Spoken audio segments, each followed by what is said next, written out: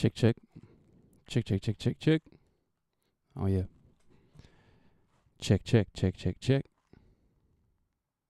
Yo, yo, yo, yo, yo, yo.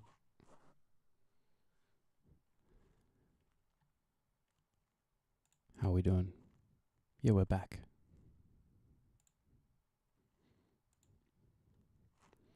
We are back. Just looking at, do I look a bit dark? I get a light going.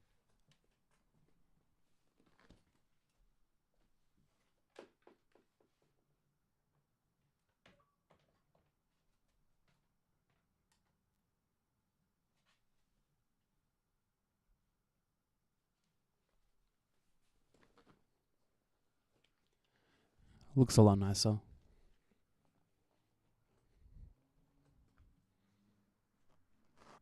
I think I had this light on when I set everything up. Alright. Yeah, we're good.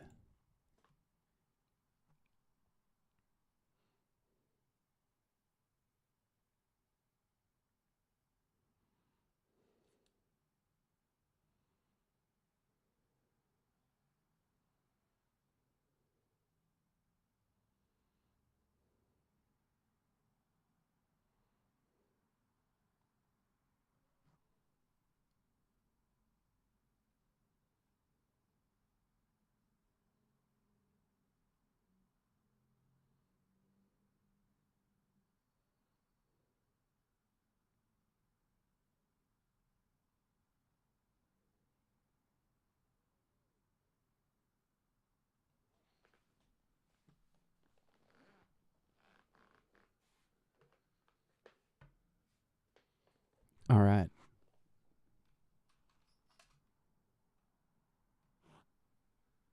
I've already said that like 30 times by now.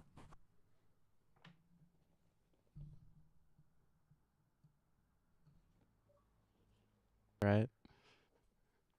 Well, I didn't even know. So we're back. We're back at it again.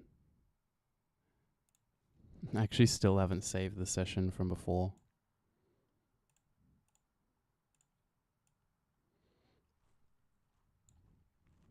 We got our sample at the top here. That turned out to be pretty good. You would have loved like a couple of hard, short hits, some little accents and things to chop in, and some vocals that didn't have really heavy chords underneath them. But it turned out alright. I think I haven't listened to it since I stopped streaming like a few hours ago. But yeah, this is it.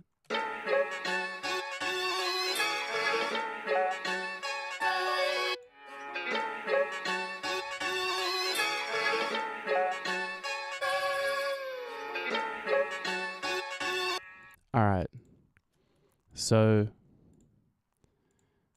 we've got all of this, which is the stuff I added onto the melodic loop.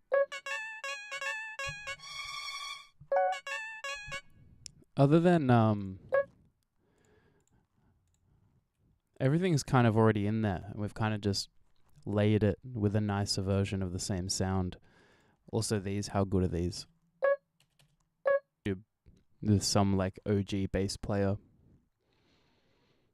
He's playing with a guitarist. Yo, welcome. Welcome, Snake. Good to have you here. Yo, it's stacked. It's so stacked right now. Welcome. Get in here. Yeah, I was watching some video of like starts playing in a different key, but he's just like accenting the hell out of it and like grooving so hard. And then he's like, who's right and who's wrong? And everyone's like, well, the guitar guys, you're just hitting that accent and it has the tone that you're looking for. It doesn't have to be anything more than that. So yeah, this little, loving that, because neither of those notes should be right at that point.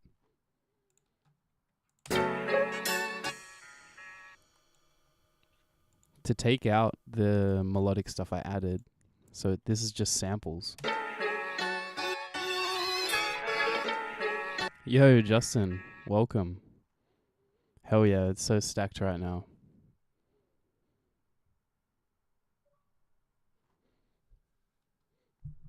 Yeah, yeah, I was trying to see how far I could get with only using this one song and chopping it up, and that's this.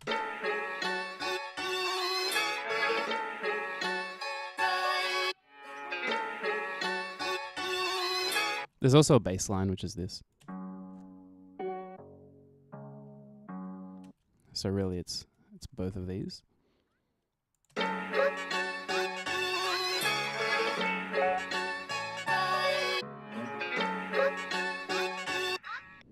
Yeah, you're welcome. It's good to have you.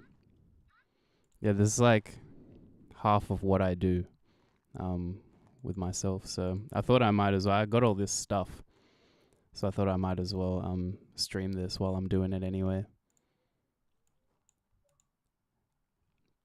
But yeah, that's with the little bass thing in there as well, which is actually kind of sweet. But I think I'll probably end up getting rid of it to do something else instead.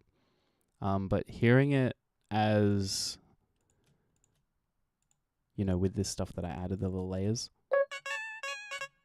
kind of sounds a bit goofy by itself, but as a whole.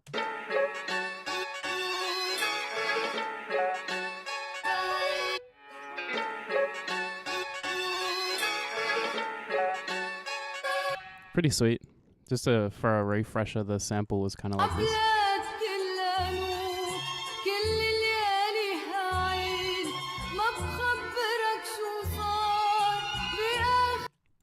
Such a great sample. I still don't know where it's from. I think it might be Syrian. But yeah, and then I did some little like realistic kind of Habibi. That's right. We call that the area out here. Yeah, how good is that? What is it? What the fuck is it called? Oh my god, it was in Arabic on the download. Actually, I'll post it in the Discord. But yeah, what a find! It just came up on my. I barely even got out of bed yet today, and that came up on my like I refreshed YouTube and it was just right at the top. How good is that? I don't deserve it. But yeah, did some drums. I had a little rim going as well.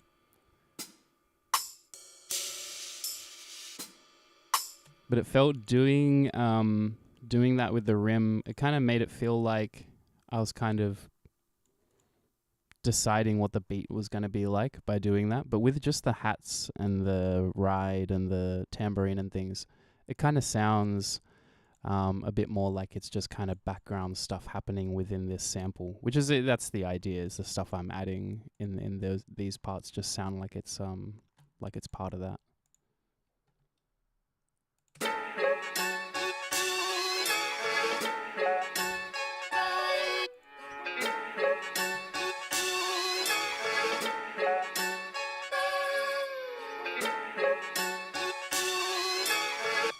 And yeah, when I heard it, it was this.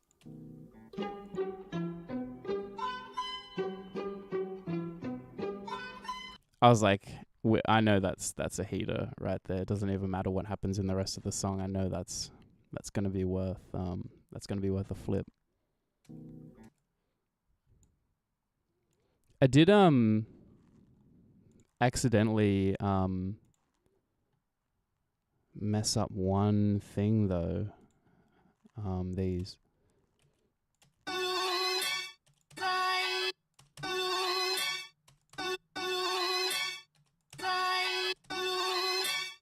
There's another one where the string does a slightly higher line, and I might just like try and get that near the end or something. It's coming up. This one? I think it happens twice, so we're chopping her at the same time, so she's got to sound good out of whatever one she sounds best on of the two.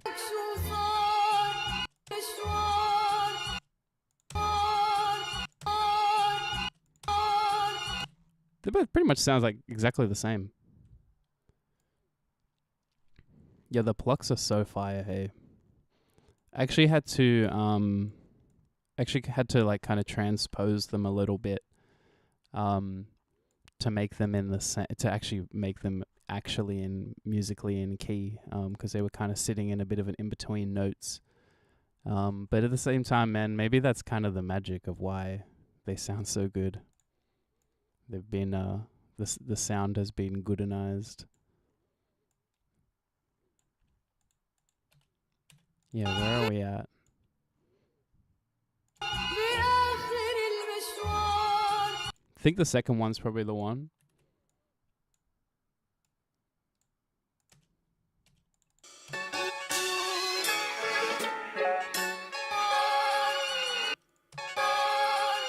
Oh yeah, and we would have we went up 2 for everything.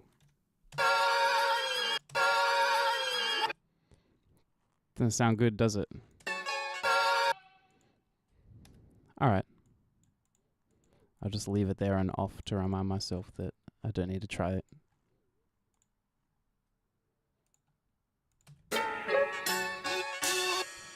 See, these things I added, they're feeling a little loud.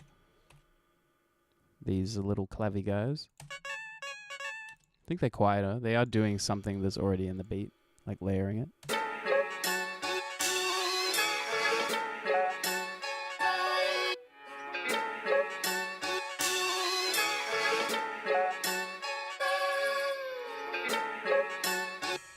So sweet. Some crazy chops in there. I really like this, the kind of like nylon, hand-strummed nylon guitar. So sweet. I think I got a backwards one as well. Yeah, different one backwards. So nice. Just gives it that bounce, you know? So yeah, we did that. We did all of that. And I like the sample that we made of the sample. But I don't know if I see, we're trying to make the best thing we can here. And I don't know if I see longevity in that loop just playing for, 2, 3, 4 minutes or whatever. I feel like I might get old fast unless I had somebody like the Mirage, like the heat waves coming off the sand and shit. I feel you. If I had like some crazy like NY rapper barring out or whatever, Griselda type shit, then this probably would work for an entire song. But I want to send it to somebody who's probably looking for a bit more melodic options than just that. They like to bar out, but I think if they have the choice to go between that and singing, they'd probably like to do it. Anyway, I was thinking, like just listening to it as it is, it's kind of just the same chord, little break up there, same chord, and then another little break up. Like they go to different points, but it's kind of hitting the same thing. We'll do the grid. 1, 2, 3 times in a row before the breakup. 1, 2, 3 times in a row before the breakup. And then just repeating again. And I feel like we can do more than that. And so what we were doing with some of the other songs recently is we were just like getting to a point with making something like this and then just treating it as a sample, like trying to not touch it, kind of do some effects on it and stuff to make it a bit smaller and a bit more obscure, rather than feeling like a full-on finished song. I've got these little drums in here because I like all the accents and stuff, but I'd likely probably turn those off because this guy that I work with, he produces as well. So I sometimes he'll give me like a really interesting result if I set him up to, try something like this and he doesn't have my reference point, whether it works or not, who cares? It's sometimes you get some pretty cool, interesting stuff back, or you end up using both. You never know,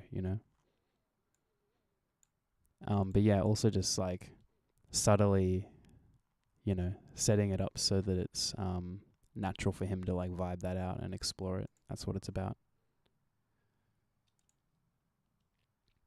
Anyway, I felt like doing a bass. See, I had this like kind of shorter.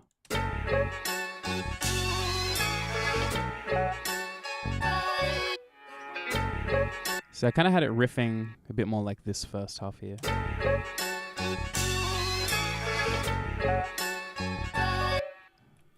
Bit more creative than that, but a similar kind of thing. Anyway, where I'm going with this is I try to do a more expansive chord pattern over the top of it that kind of repurposes the sample loop a little bit. I found I was doing 4 chords, 1, 2, 3, 4. The fourth was occurring exactly on those breakups, melodic breakups in the beat. And I kind of felt douchey or something. The chords I was doing all felt like they were too fancy, or I don't know, something like that. Too wanky. So I've got like a 3-chord progression, and then they cut out for these pauses. Originally just did it, and I don't know if it's too moody. They're pretty like expansive chords, but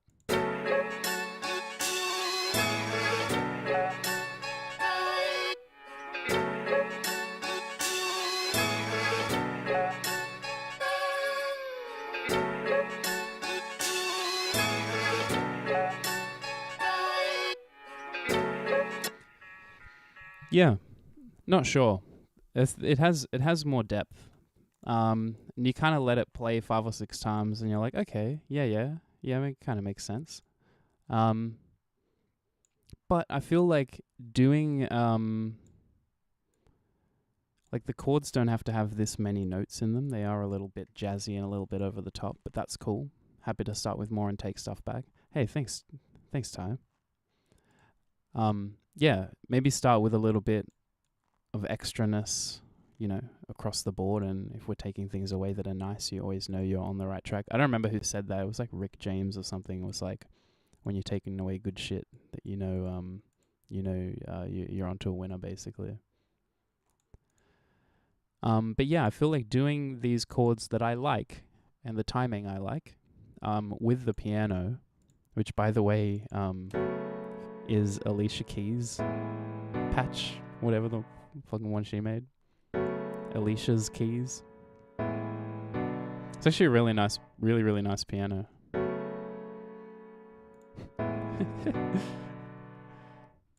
Yeah, it is. It's actually one of my favorites. It has like a nice warmth and fullness, but it still has like a little bit of a dullness. I feel like a lot of MIDI grand pianos and this and that, they all sound super fake, super fast because they're so bright and like lame. Sounds like you're on a Casio, but those have a bit more depth to them. But I feel like they really sway and take the aesthetic of the song in like a specific direction that I'm not sure if I wanted to go there. At least not for the what we're trying to build now is like a basis for the whole song. And I feel like maybe it would make more sense for an outro or something in the format that it's in, or a breakdown or something. And I'm not trying to have those vibes occurring while I'm trying to do the first verse or the hook or whatever, Those like, oh, the song is ending, or like, oh, we're getting emotional, like we're sending it home, like you can't be starting the song with that,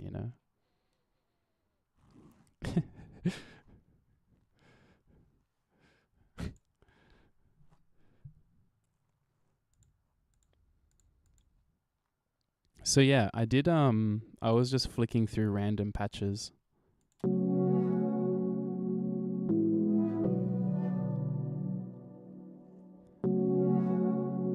think it's not bad. It's not bad, but is it the one? I don't think so.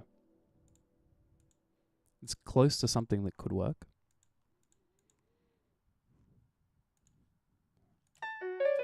Oh yeah. But yeah, I don't know if I don't really I don't fancy sitting here and flicking a million synth patches to just hope that there is one that comes up. Like we were saying the other day, like that's not the vibe, that's not what we're trying to do. we have to like take a different approach or like think a different way, and actually have a plan rather than just like flicking through nonsense. Because there's so many patches and samples here that you just go forever, you know. And if you and way more important than that, if you don't know what you're looking for, you're not going to find it, you know.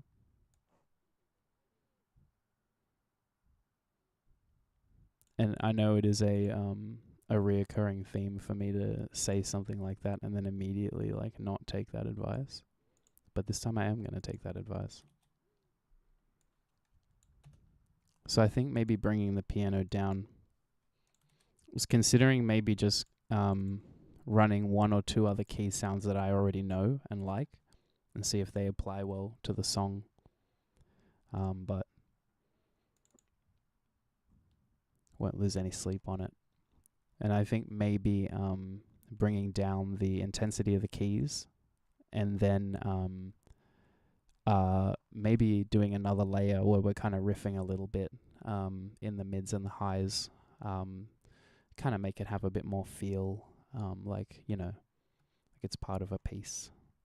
We haven't just midied some chords. The chords also are, as you should be able to see down here, they're all just like, every single note is just like locked to the grid. And we'll go through and we'll pull some of these notes back so that it has the feel of like, you know, somebody's actual hand playing it.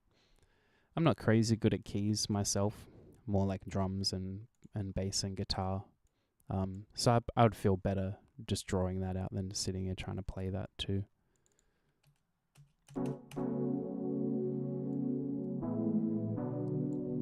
It's not the patch I was going for, but that is a nice pad.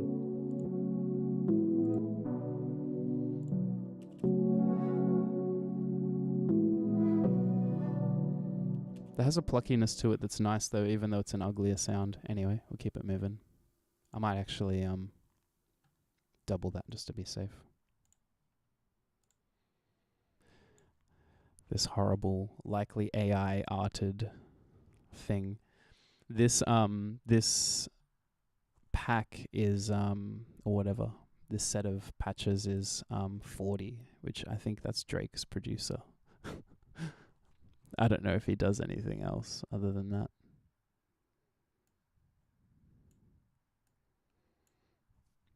Yeah, let's have a listen.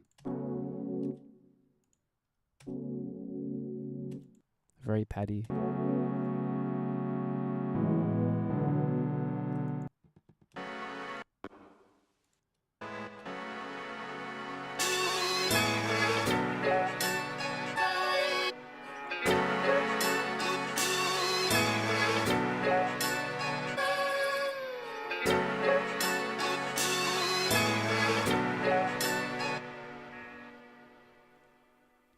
Again, not what I was looking for, but that kind of sounds nice. I kind of like that. It has like it has a little bit of wobble to it, so it's suiting the RC20 that we've got, kind of doing a subtle like chorus and pitch, tiny little pitch bend.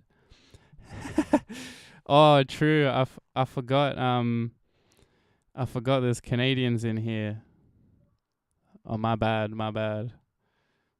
I suppose I'm a neutral, but yeah, I'm more of a, like, I would say Drake's best albums are probably like Take Care, Views, and If You're Reading This.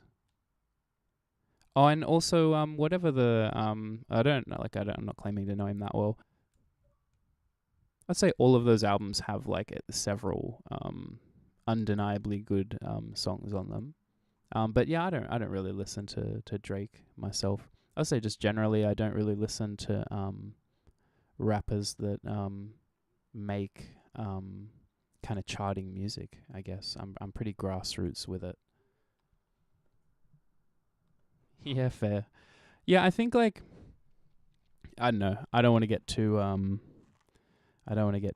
too opinionated with it, but I think that whatever the one is that had all the kind of housey piano house and the dance tracks and the Jersey and stuff, like I'm kind of always torn on how I feel about him. Because aesthetic, But then I think he maybe kind of undercooked it, maybe a little bit for my liking. Kind of felt a little bit riffy, like he was kind of just running with whatever was coming out of his mouth in the booth, so to speak. Which, quick pause, is some of my favorite rap of all time. You know, like I love McConan and stuff like that. So I love that stuff. But yeah, maybe just in that context, like didn't super work for me. But yeah, where's he at? He got to stop doing gambling ads and make some music again. I know he's probably he's probably still only just losing money by dropping while there's still like a little bit of a resonance still from the whole Kendrick thing. It makes sense.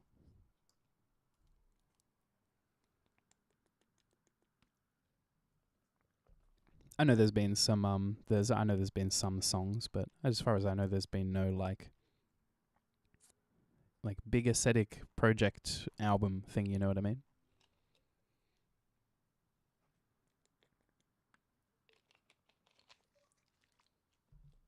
I get that too. Yeah, yeah. Fuck, I can't remember what that beat was called.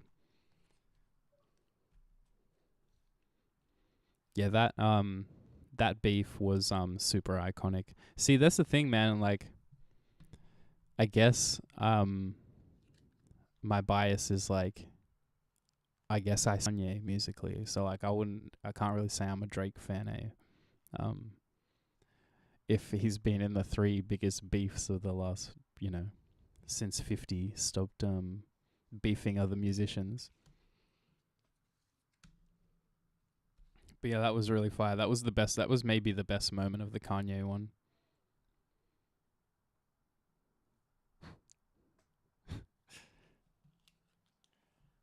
Yeah. Man, what was that? It was called like Lifting Up or something. Lift Me Up or something like that was the name of that beat. And yeah, the funniest thing about it is Drake would have gone platinum with that beat because it was I think it was Life of post Life of Pablo maybe, and like slightly reminiscent of that. And then like pre Jersey, but doing like a slow Jersey in that. Yeah, he did. Kanye did the beat as well.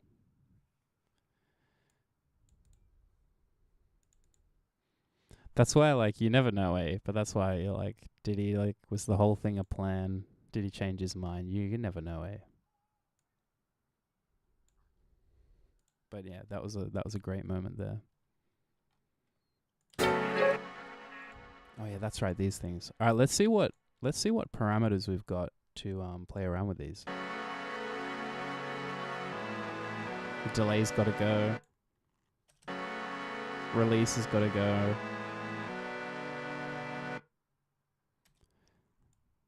Pull the attack back slightly. We got shape. What even are some of these things? Not a fan of that. Crush. Obvious. Very clean crush. Don't mind it. Has to be subtle. And then yeah, every one of his patches has this like delay. Not delay.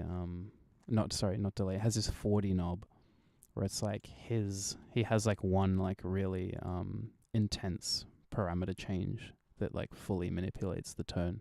What was it at 35.5? Yeah, see what I mean?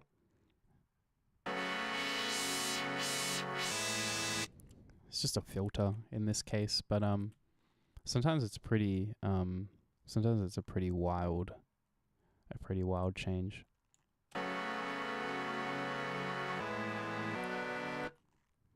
This is also part of a range that it's basically making this patch by blending together two sounds. You have a balance in the bottom left here of this blue window where you can kind of, am I 50-50ing it and getting both sounds equally? You know what I mean? We'll quickly check that for a second too. 6832. Oh, okay.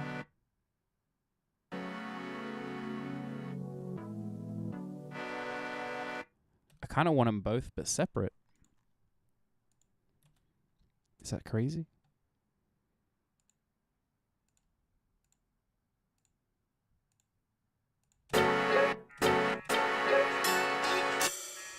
Alright, this bottom one will pan back.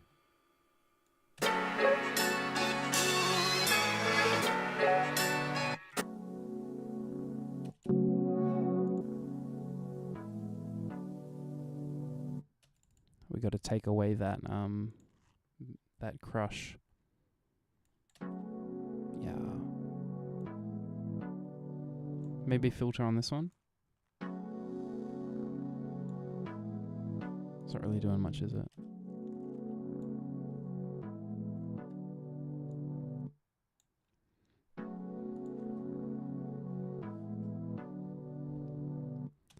Just gonna have a play around with this other one for a second. At least we got that.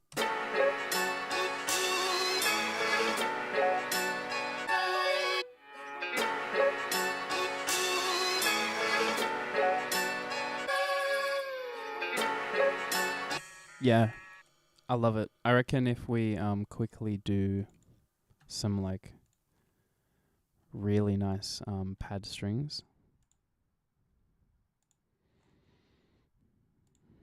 I'm kind of thinking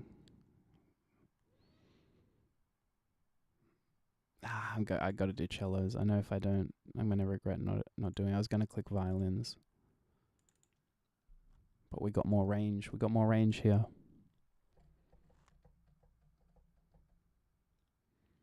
Possibly using the same chords. We might have to drop some of the lower notes.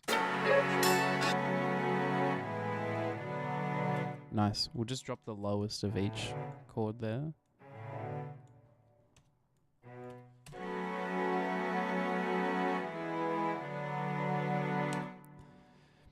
I'm kind of missing it on that last chord there, but I just had an idea.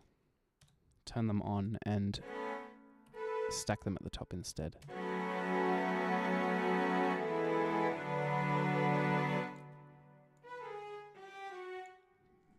Maybe that.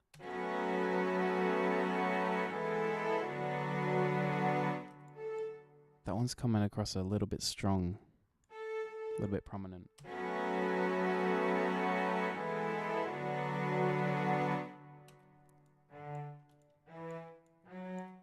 Gonna take a bit of sting out, a bit of velocity out of those bottom ones as well. Mandolin is a nice suggestion. I think I got one.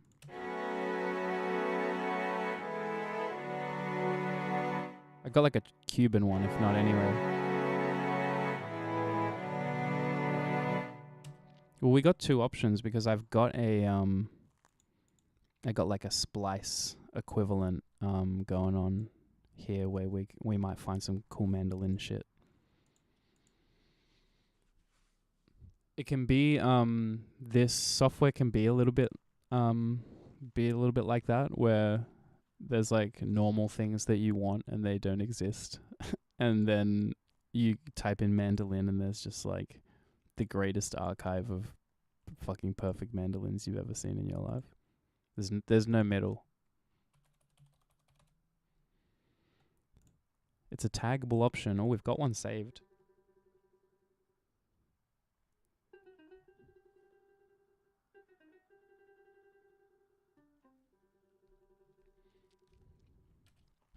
It's pretty fun. That's gotta work somewhere, right? I think if I had to guess as well, I'd say that's an oud. That's not actually a or it's a doma. Okay, there you go. A domra. Yeah. It's Arabic. So it suits suits everything else. Here, let me center this window. Yeah, let's see what else is there.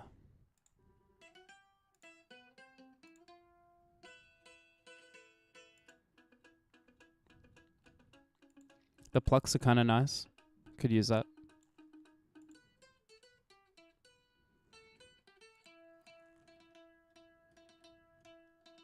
Single note. Don't hate them.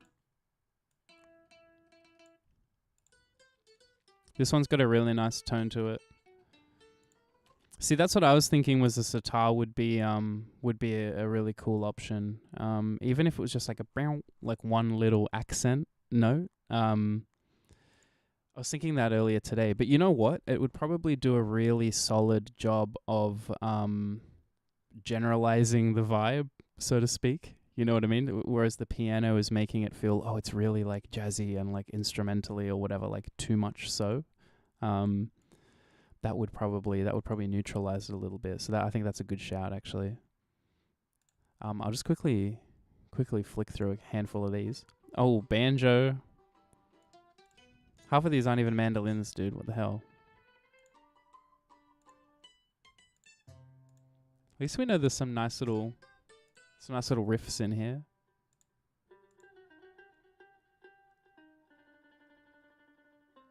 It's great, but it won't translate. More banjo.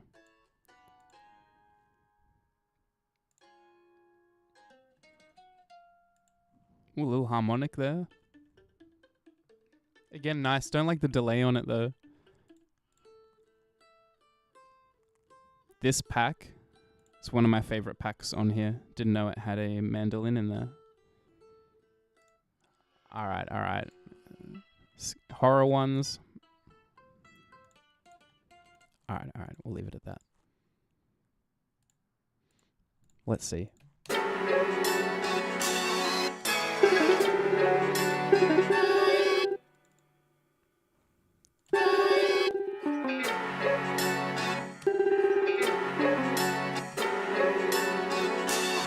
Probably that first one that's the best one. I think it was one note down would be. Yeah. 11 up, full octave. It's very subtle, but I think that's going to be cool. It'd be a cool little accent somewhere. Where's this spot? Look at all this nonsense. It's a lot of chopping.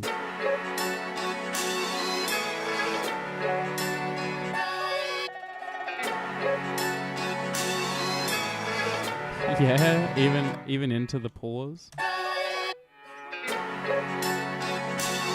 Little sweep up in volume.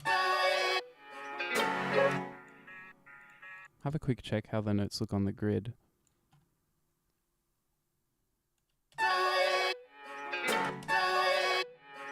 That sounds super clean. I'm not even going to bother doing anything else than accepting that gifted click.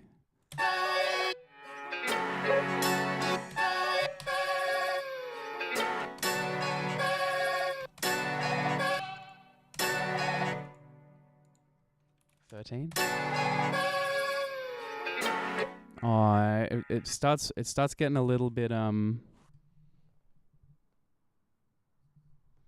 Oh, you're so good, Ty. You're so good. Have a good night. Thank you so much for stopping by. It was really nice to have you here and show you some shit. Yeah, Ninth Wonder. Yeah, I can hear that for sure. I think that's kind of the problem though, right?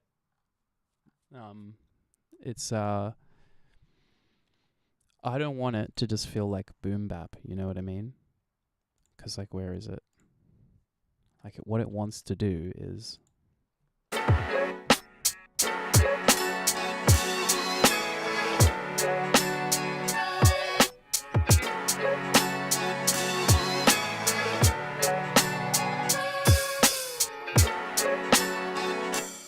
But I don't want to do that. Because the person that I'm going to work with is not going to want to do that. Like unequivocally, 100% they're not going to want to do that beat. So it's about packaging this, or kind of like steering this in a way where we're kind of leaving our options a bit more open rather than setting it up so that it's like, oh, we have to do that. Like it's clear that it's supposed to be that. When it's not supposed to be anything, and a couple of times already so far, we've just tried some little side steps and some little things, and it's paid off. So we'll leave all that open. Keep doing that.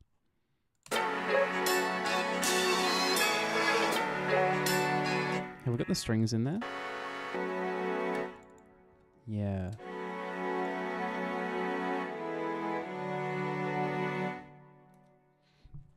The style is, you know what, dude? Let me first and foremost, let me actually save this session. How about we do that? And then what I will do, because it takes 2 seconds to load and unload both this session and the other session, is I will quickly open up the mastering session that has all the songs for the album that we're working on, and I'll just quickly flick through a few of them. But yeah, they sing and rap. It's kind of, there's like a bit of an Australiana to it, and like a bit of a anchorage that might not totally make sense and have the context to you. But to be honest, if anyone, you're probably one of the best chances, because you do understand Australian music and Australian culture pretty well. Definitely a lot more than the average person, and like you consume it actively, which is really cool. So it might make sense, might not. Like anyone that's in the Discord seems to be super open-minded and down for whatever. So it makes me feel comfortable sharing it.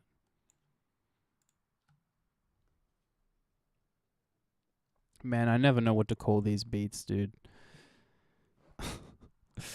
The song was in Arabic. Like, bro, what do I...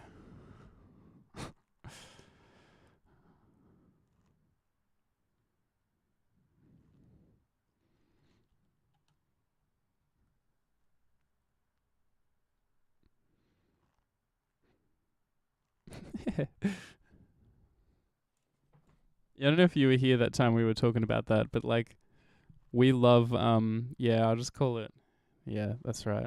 I'll call it Habibti, okay? We can put some feminine energy on top of that.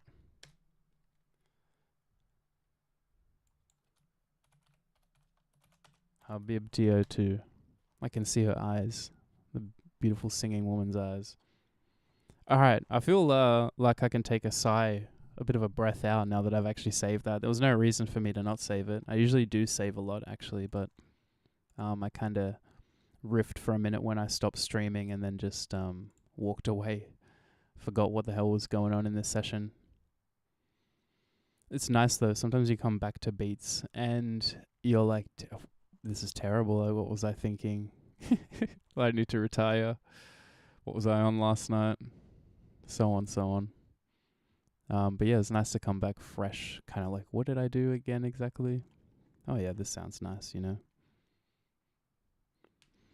Anyway, a bit of context for you. Me and this guy, he's a producer, he's a singer and a rapper. Usually our dynamic is he will start very basic versions of songs and he'll send them to me with like really nice, cool vocals that are just like, it's all recorded very roughly, and then I'll reproduce songs, make it really nice, otherworldly, like get musos to replay, you know, certain parts and blah, blah, blah. And then we record him as best quality as we can. And then oh my God, I didn't even open the session. I opened a singular song.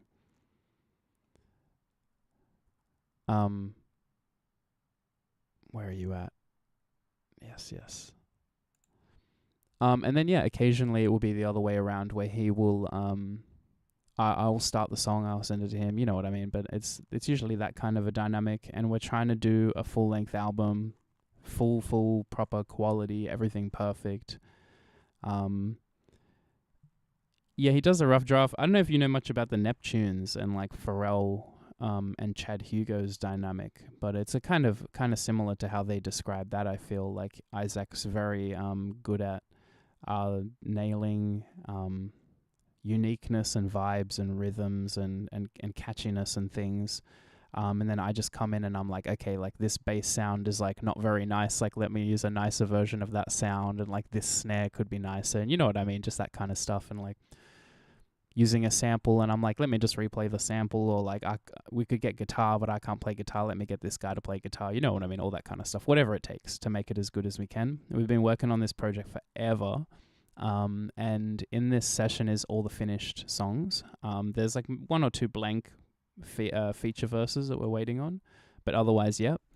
And then, yeah, we got a few more. As you can see, like some of the, by how long some of these colors are and how short some of them are. Some of them are just interludes and some of them have a pretty short runtime. So we want to try and hit like 15, 16, 17 tracks so that we've got a good runtime without changing the aesthetic or the rhythm and the flow of the project.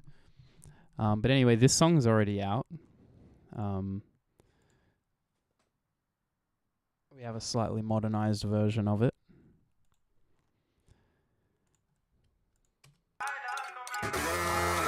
Oh my god, let me just play 10 songs at once. I wanna do it again.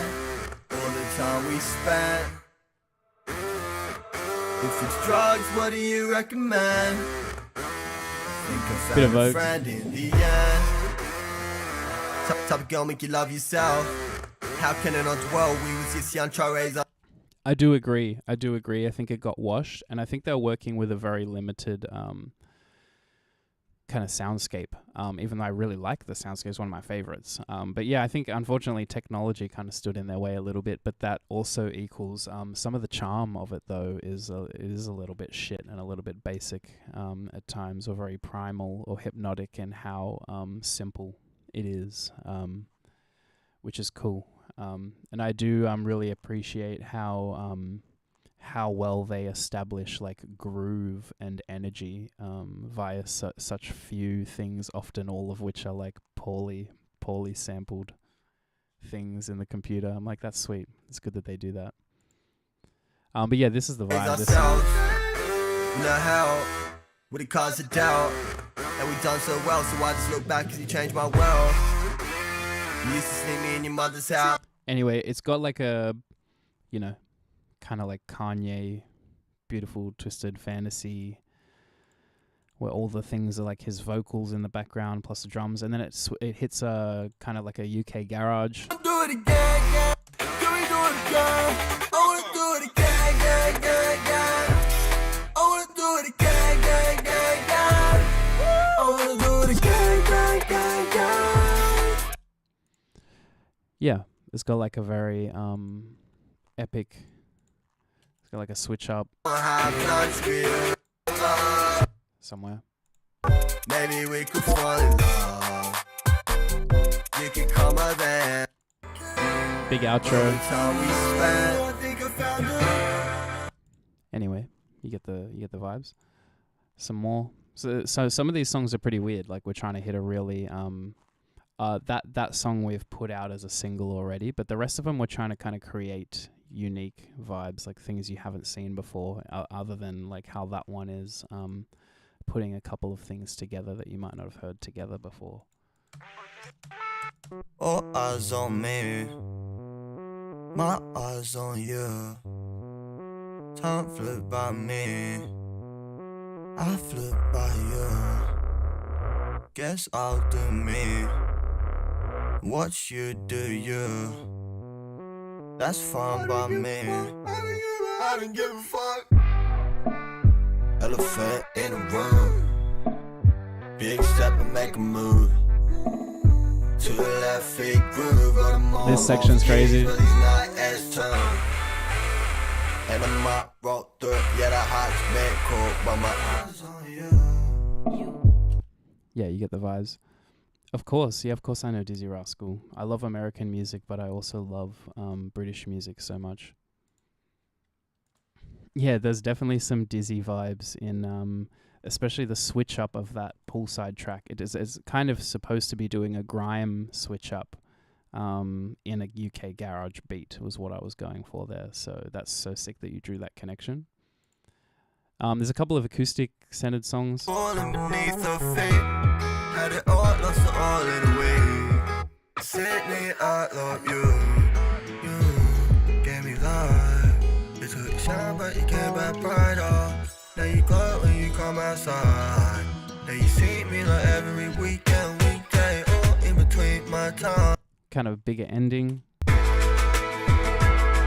me up, never spat me out. She's down by the streetlights. Song about his cat called Sydney. Pretty cute. Another acoustic one here. You still get nervous, but you work it. Girl, you work it hard.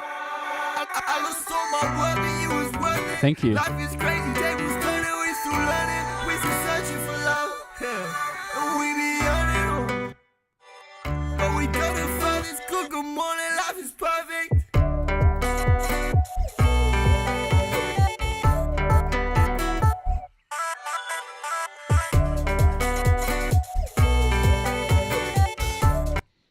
Yeah, so, you know. Tell DJ Mr. Yeah. Night at night, but the nightclub's close too soon. That you work too hard to be inside dark on a phone in the share room. Yeah, this one as well. It's one of my favorite beats. She make it go like. She make it go like. She make it move like there ain't no bones. She make it all feel slow. You speed it up. You got some ice, so shake it. I got some dust, I spend it. Time goes fast, try and pace it. Slow it down, speed it up. You gotta buy some break. Usually, like, whatever you think he's gonna do in a section, he doesn't do, which is so good, you know. You think maybe something's going some way, and you know, when you're working in a dynamic with somebody like that, and I'm kind of riffing out these songs, and I'm getting to a point where I'm like, damn, man, I don't know what the hell I'm gonna do. Like, what else am I gonna do? How am I gonna finish this? How am I gonna do the structure? I don't have to worry. Like, I just leave it at that, and I'm like, here's an 80% produced song. Do what you do, and I'll get back the other 20%. Get back vocals. I'll be like, all right, let's get it. I know exactly where we need to go to finish this. Yeah, this is kind of the vibes. There's also this one that we really like. That will probably make the least sense to non-Australians because it samples football commentary. She on the H, he on the I, but they don't live friendly. He in the field and he running up the little white lines like Benji. He got the party, LV. She got the team with Fendi. And they both push the trolley down the T-way, trying to get to their one. Yeah, there's a lot of immediate area references going on in there, but the song is titled after a footballer that played rugby league, which is like kind of like our NFL, if you will. And he's like from our area, and he's a famous guy. And the concept of that song is wanting to grow up and be famous like him, but not, and then just getting stuck in your home area, talking to all these people that just never did anything, never went anywhere.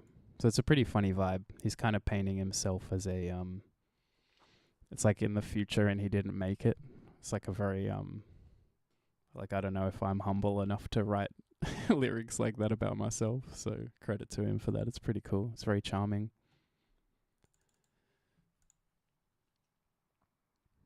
Anyway, back to Habibti. And yeah, like I also, you know, I work mainly with him. We're trying to get this album done and stack tracks up. But yeah, there's other people that I work with. So if the beat does go left and it doesn't sit with him, we've always got options. But I think while, you know, as long as we can, we'll keep the options open and make it make sense for him too. Because like I said, it often you get repaid for it. It gives you some insane stuff. Even if it is just vocals. He might even take stuff away and make it better, you know? I say you know, but the point is that you don't know. It's about that trust, you know?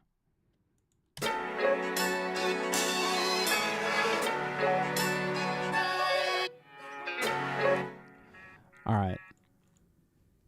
Where were we? Yep. These strings, they're not woody enough.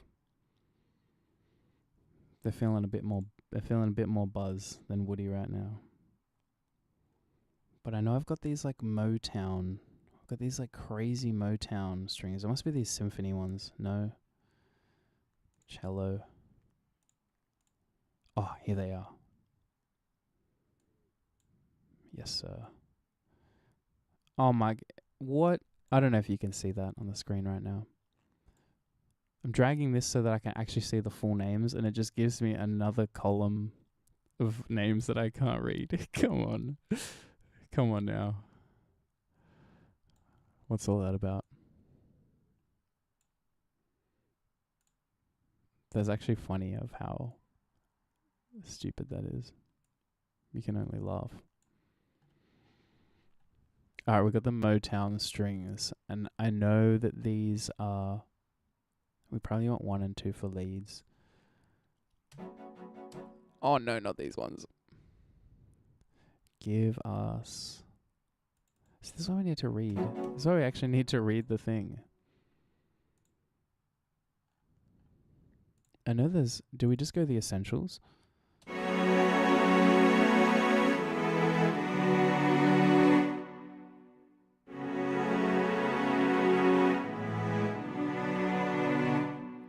They're still not doing it for me.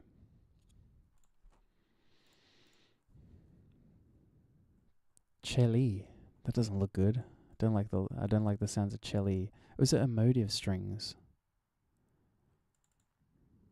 I have so many these days. No.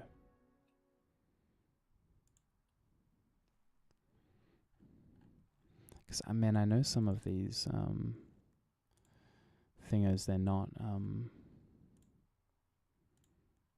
some of these Motowns are not the playouts. Yes.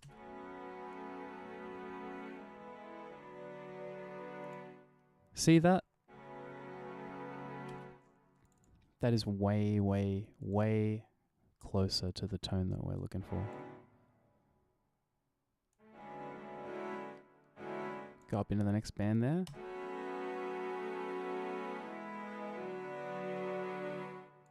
Yes.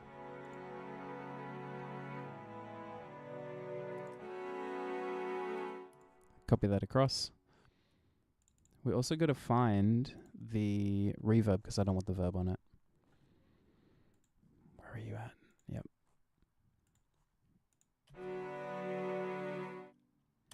Still doing a little tail there, but that's okay for now. How do these sound together?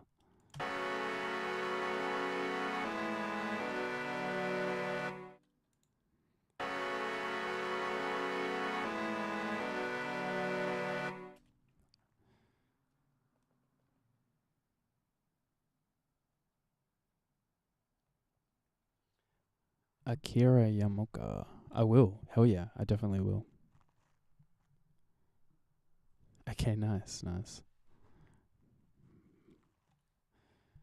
I'm here for both of those things.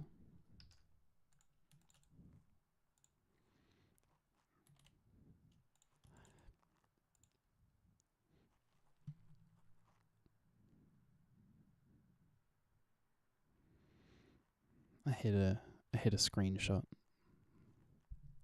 so I can remember that. So yeah, these two sounds. I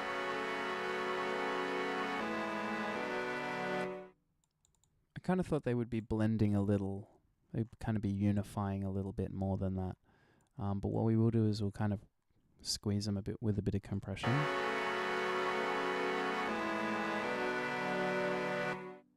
I think if we maybe bring out a bit more woodiness in those strings and a bit more kind of body and mid, whilst also taking a tiny bit of lows away, I think we might find it.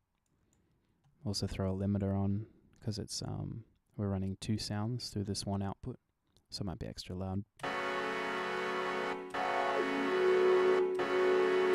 That we don't like.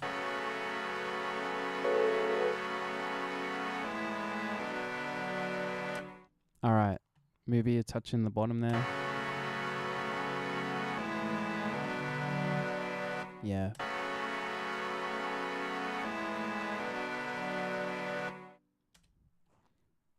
Okay.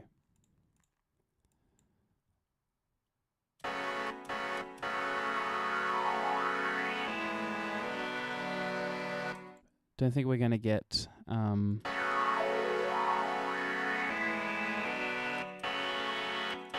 think there's a bit too much high-end content in the synth for us to be adding any to the strings, which we probably shouldn't do anyway.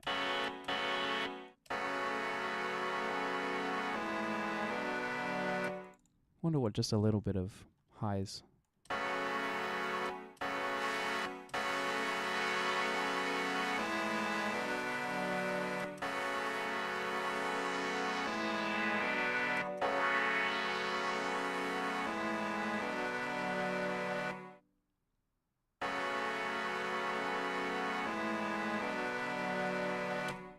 Pretty close to where we want to be.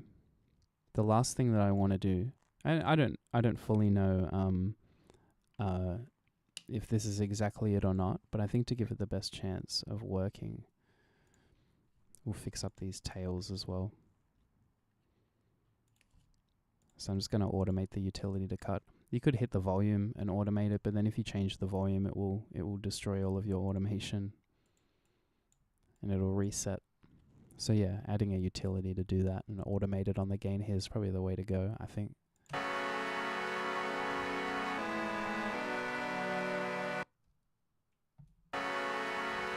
Nice. So yeah, they have not a bad texture together. Like they kind of sound nice together. I don't mind it. I forgot we have these other mandolins here, the requested mandolins.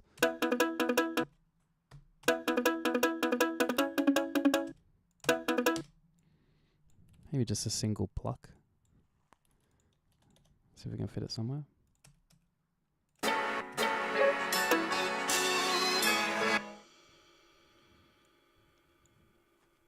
Doubt it. The other one was the oud, I think. Oh, it's just the single note.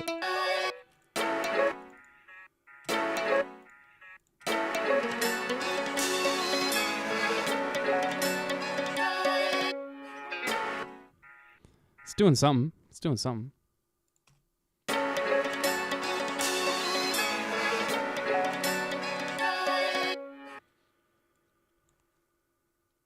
Is this doing little doubles at the end? Not crazy about that.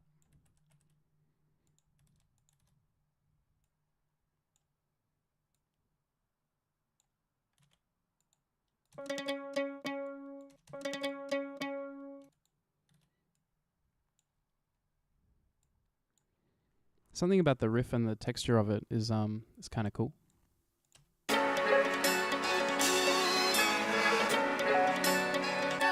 And then just straight to the long one again.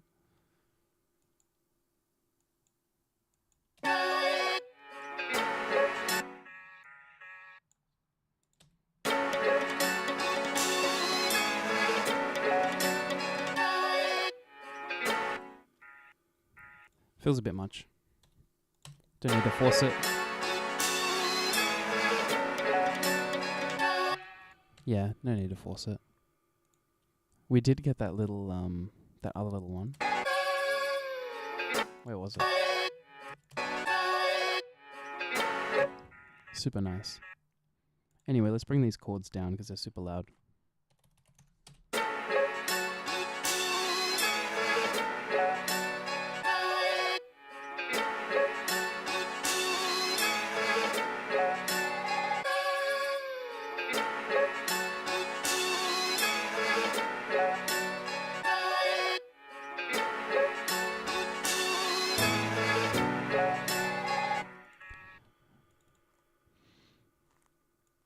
I think having the piano in there might not be a bad idea, but my main concern before was having the piano as a focal point.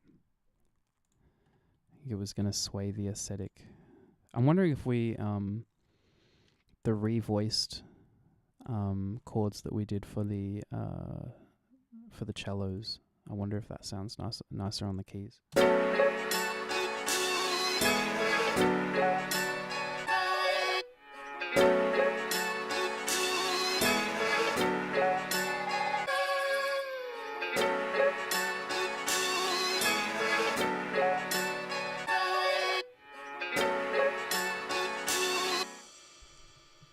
Yeah. I think maybe it does. Now, what we said we were going to do on the keys before is, I'm not going to be too specific about it. I'm going to take the grid off. And what I'm going to do is I'm going to imagine that my hand is playing out the keys. And so typically it's going from, if it's my right hand, it's going from thumb to pinky. Maybe like a slightly out of motion with the middle finger slightly out of sequence. So what I'm going to do is I'm going to pull these notes back like this, like such. Especially the high one being a little later, being on the pinky. It's over too short of a time frame. Let's just make that a little bit more extreme.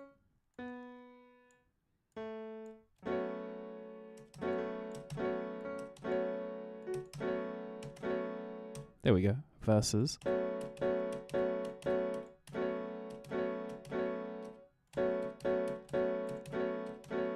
So much nicer. Especially when you're stacking other instruments or hitting on that one there. And because we can pull these back without causing any damage, that's what we're going to do. Maybe even a slightly longer roll on the last one.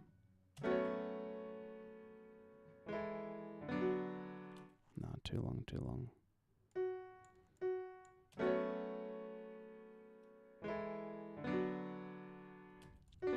Slightly. I think that's the one. Feels so much nicer.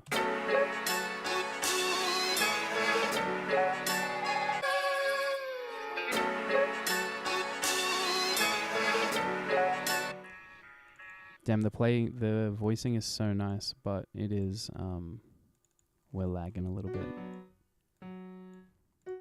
Find a halfway point.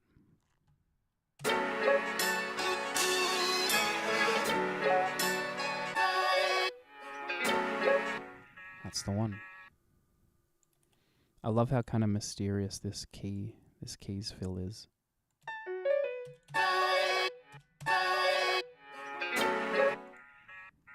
So sick.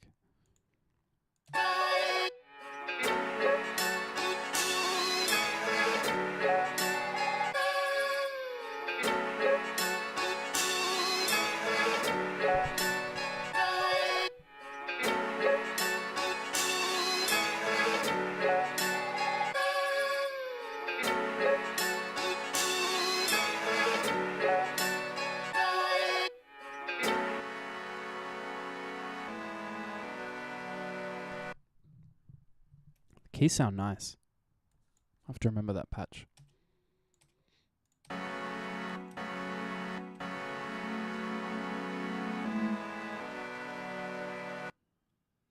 Something like that.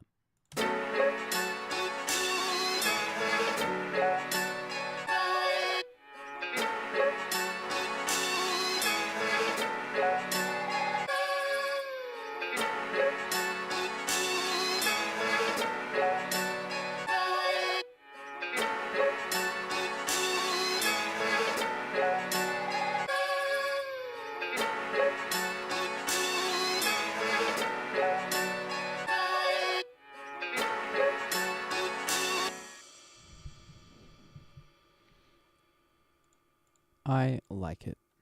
What did we have here? Don't need it. And don't need it. Whatever this is. Just more piano. What's this then? Okay, yeah. So we got our pads. I think we need that either. It is half of the other sound that we've still got in there. We'll find that patch if we need it.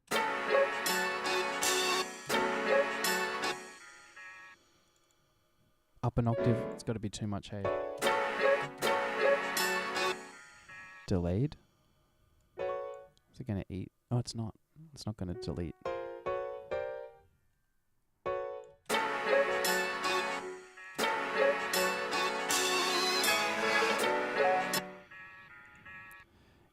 yeah, not crazy about it. It's kind of losing its diction and its tone being so high up there.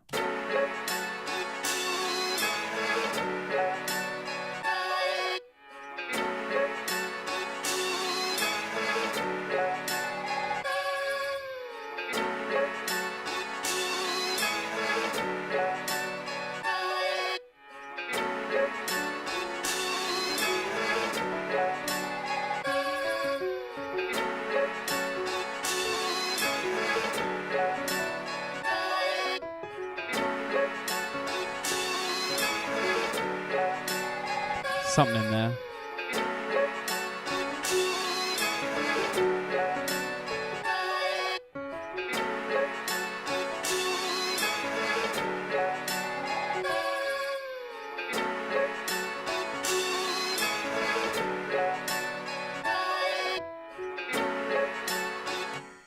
It's essentially... I think I might even just like that one little sequence there. I think I'm getting a bit of lag with none of these patches being printed.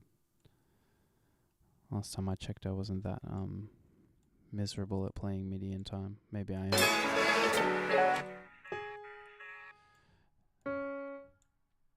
So I think it's 1, 2, 1, 2.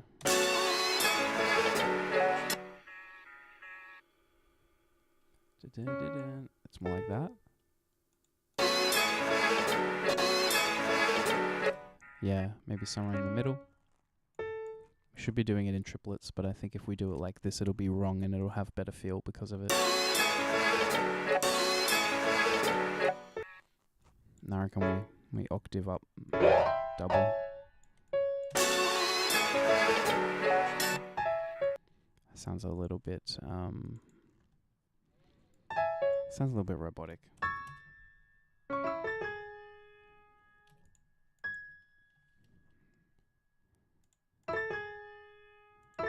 little bit of dissonance in the ring out there. It's kind of nice.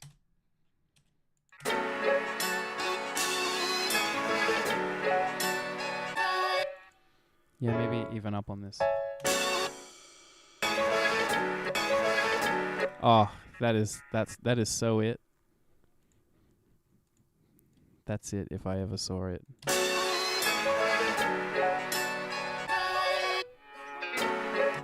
It kind of ends up being a call and response with a little piano fill as well, which I like that. I like the idea of that.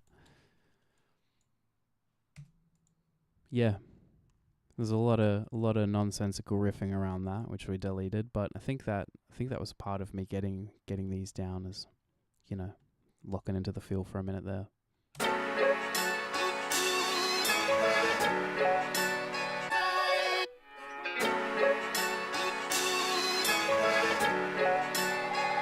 Only on the 3, maybe.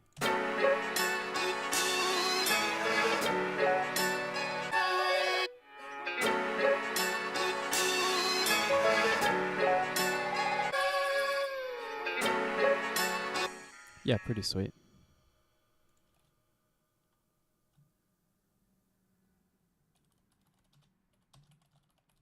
I think there could be a little trombone, like a little tenor trombone doing a stack of that as well.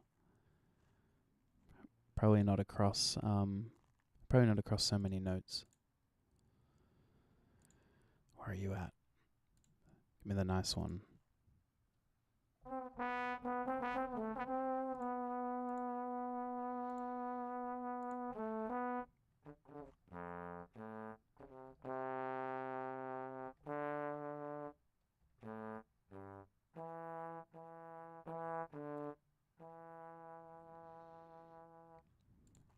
Was it this one or was it the bass? Oh,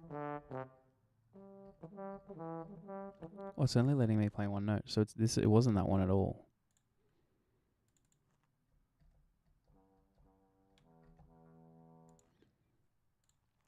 We going for the old solo trombono? Yeah. Why is it in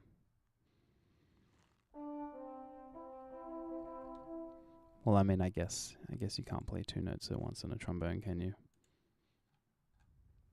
But like, what if I want to, you know? All right.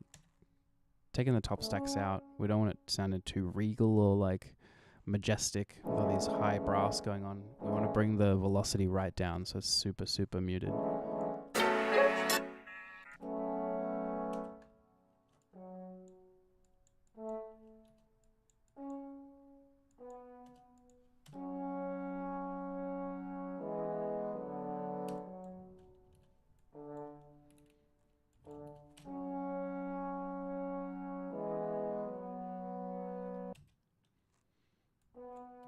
That? Maybe that on one side. We'll do a hard right, hard left. Now we could go up with it, but there's all these other notes, so maybe the middle two. Just a lucky guess, but we'll see.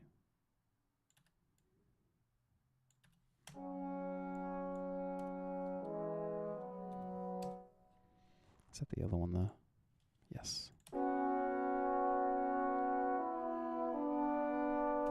All right. Doesn't sound too bad. Together.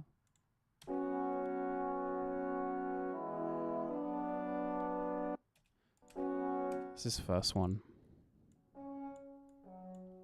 Oh, it's on the other one. Oh yeah, that's the new one. That dude. Exactly what I was saying. Sounds like the Queen's coming or something. Far too regal. Yeah, maybe that.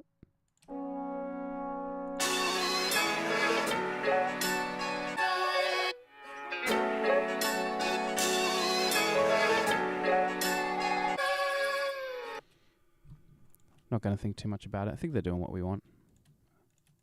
Gonna copy that across.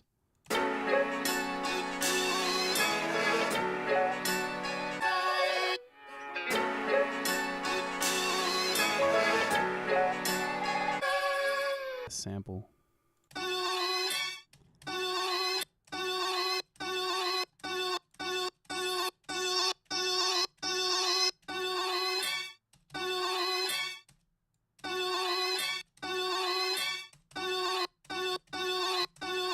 Definitely a bit better.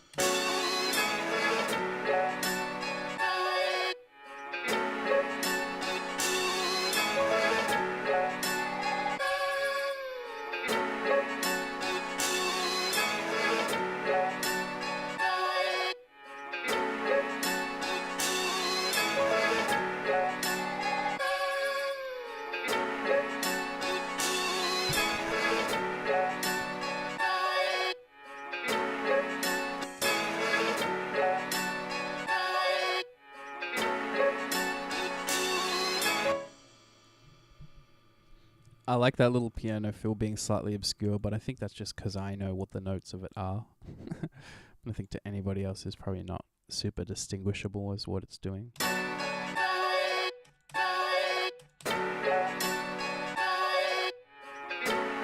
It's a bit more on the money, I think.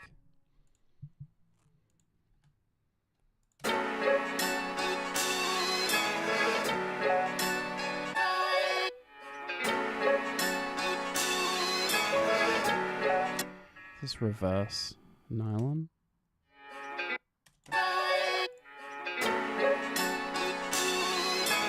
Down a touch.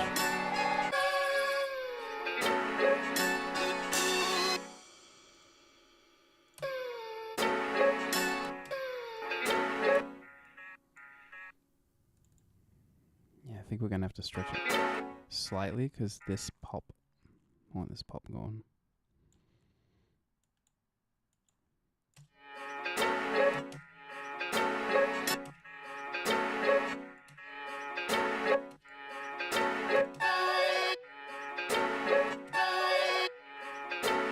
It's clean, but is it as interesting? Definitely isn't. Maybe we've just got to put that in time.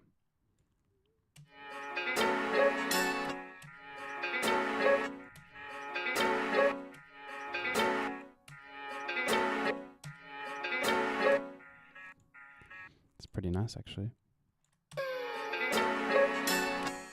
That's the one. That's definitely the one. Alright, so we got all this melodics. We've got the original bass, which we've left out. We've done all these chords now. We've still got our new bass, which, by the way...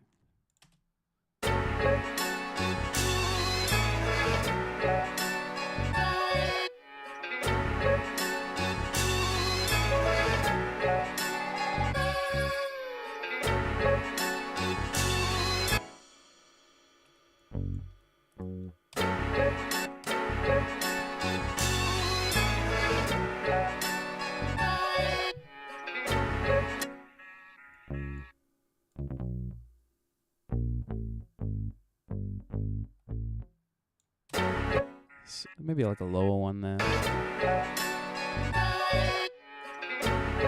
Oh, yes. Another, I mean, I say accidental click. Maybe I know where roughly I'm supposed to be clicking, but loving that.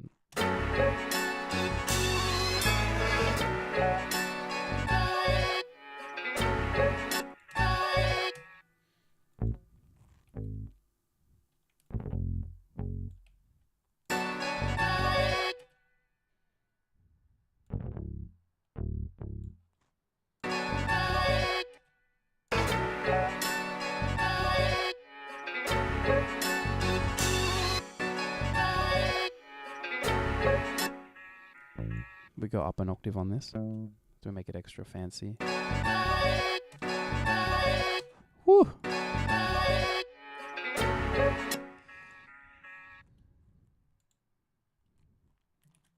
Again, and then we just do do. That's pretty hard. It's really badass.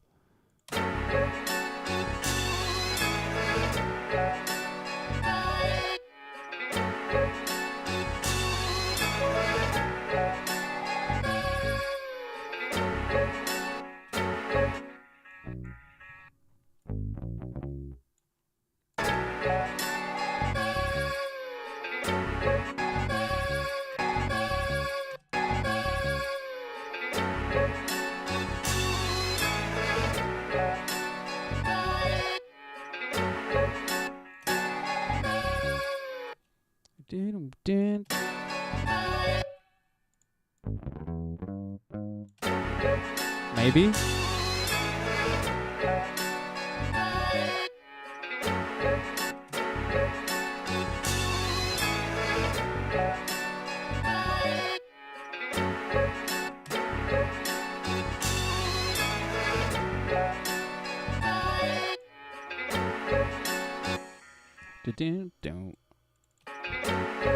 It's already in there. The nice little short one too. So that's what I think. That's what it's. Some of these little fills is missing. Is a bit of duration variance. Would it be the third one? Second and the third.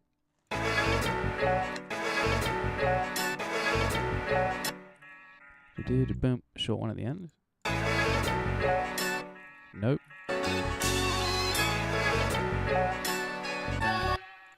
Yeah, when it's the 4 like that, it doesn't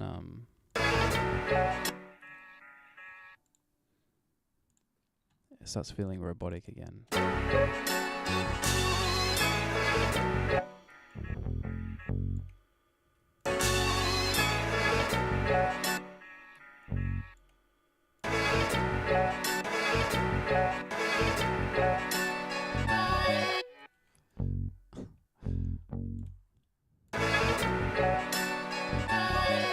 Second one's slower. Yeah, that's what it is.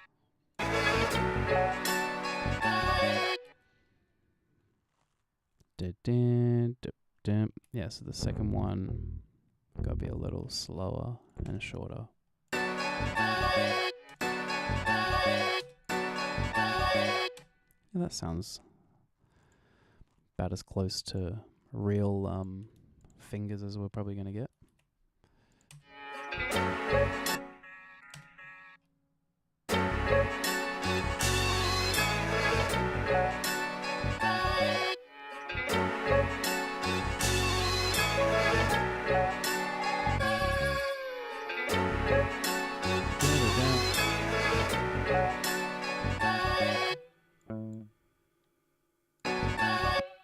first one has got to be long.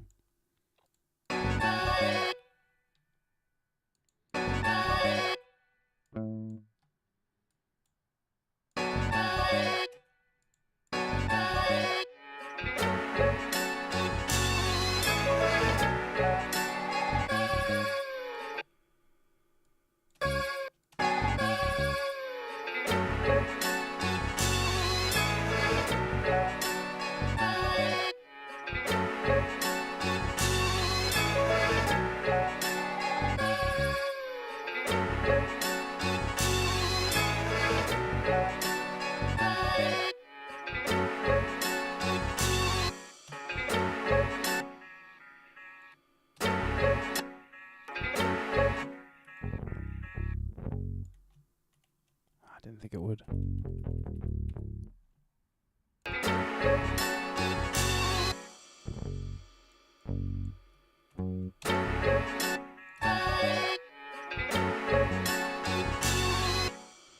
It's feeling like a little bit too much there, I think.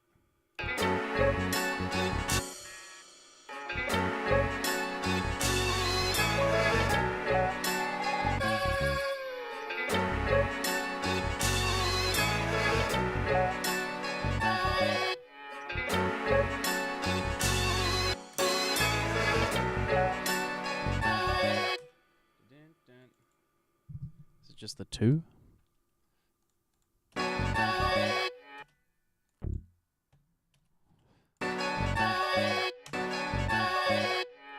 Yeah, that's got more groove to it.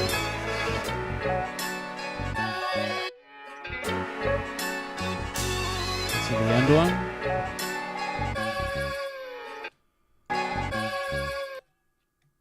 No.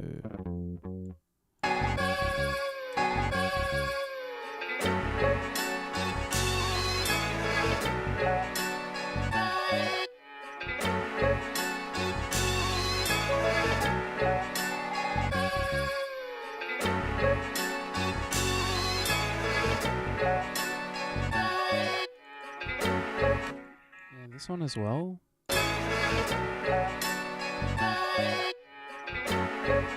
Yeah, it feels like less is more.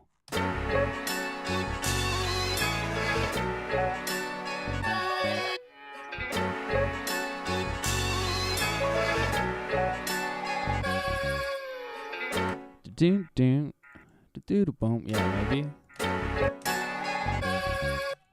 Just the 2, 3. Yeah, I think it's making the pauses make more sense. My God, my fucking leg is going to sleep. I'm gonna go to the bathroom anyway. So yeah, that is this particular bass line. I don't know if this is the bass line, but it's a bass line. It's a nice one. But again, I think it dangerously drifts into baiting like a boom bap beat at 90 BPM.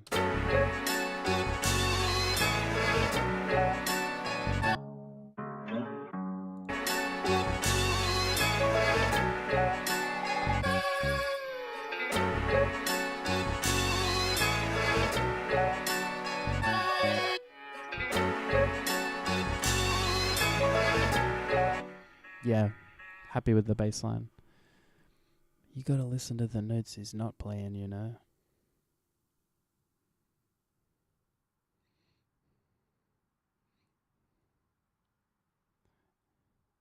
Yeah, I'm just gonna go to the bathroom. I'll be right back. Let's loop it for yous.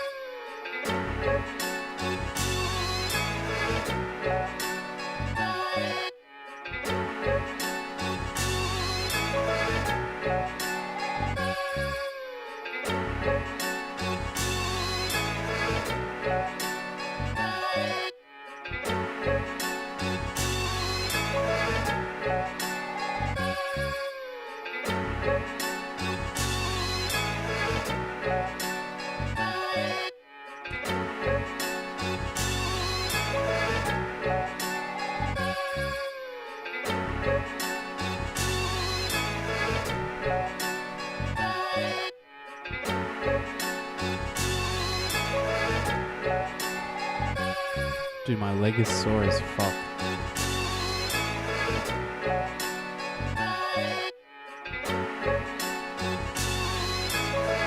Do some stretching. It's a yoga stream now.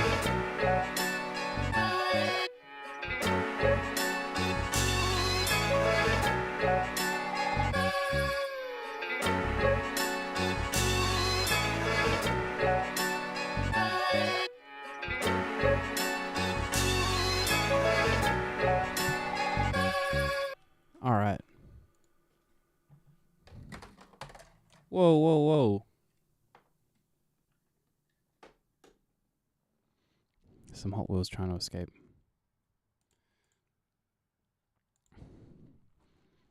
Yeah.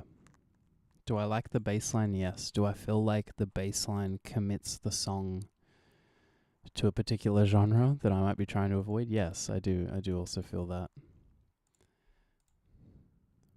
Sample by itself.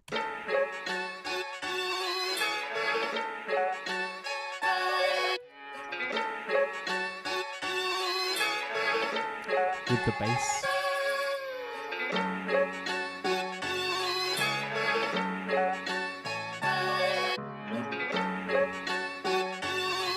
You might not use that, but anyway. With the drums.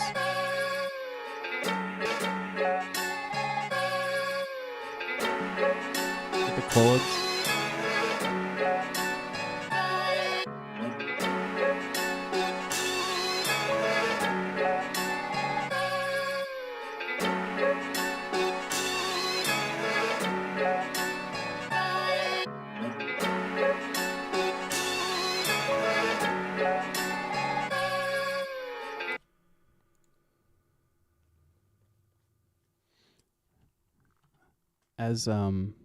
As per earlier request, we're gonna see, which I think could not be a more perfect idea,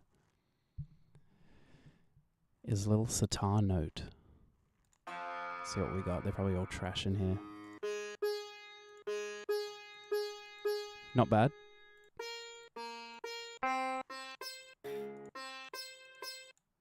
Actually, you know what?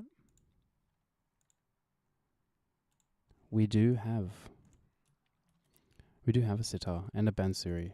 I mean, not a whatever the fuck you call it. The big sitar. We have them both at our disposal. It's probably worth it because I think they'll take better to pitch bending than what some of these other ones is. I'm interested to see what ancient sitar is.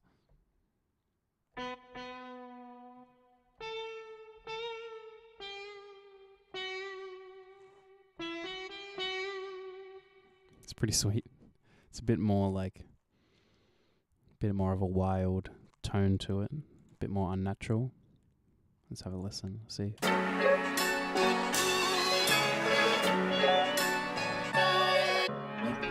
It's perfect.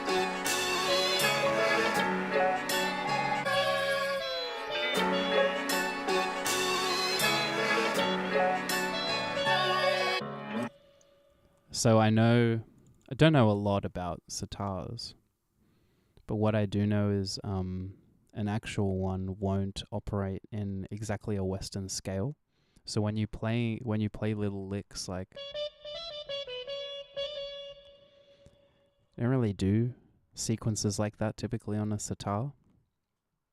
So I like those three notes, but I'm going to take away the middle one for sake of realism.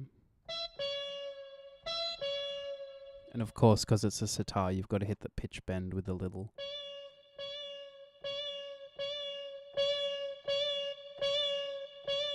This is a real quick, short one, as close to the attack as possible. And yeah, those little in-between notes, like that middle note we're taking away, they hit that with the pitch bend. That's kind of how they would do those notes on a sitar. So I think we might go down, down, something nice and simple. Just for aesthetic reasons more than anything. Something like that.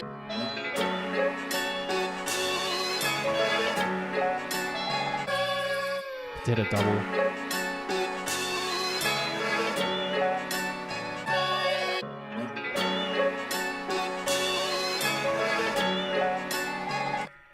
That one was pretty clean.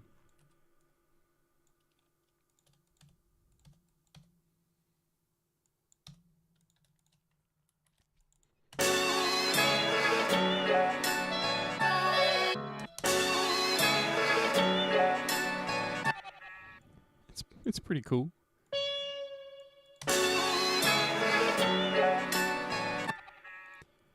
It's kind of doing what we want it to do, really, but for sake of, be interested to see what the real sitar does / sounds like.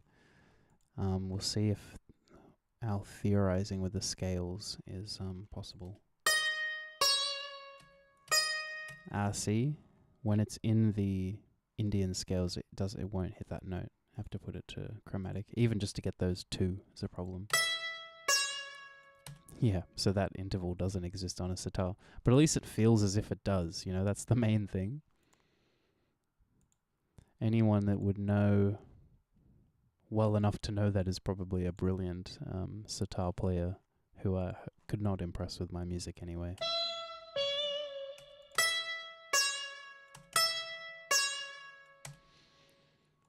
The digital one was sounding pretty good, but then when you hear the real one,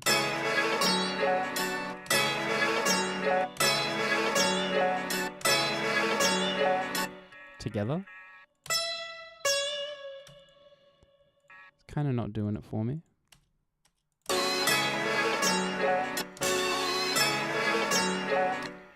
think I might have to though, because I need that body in there.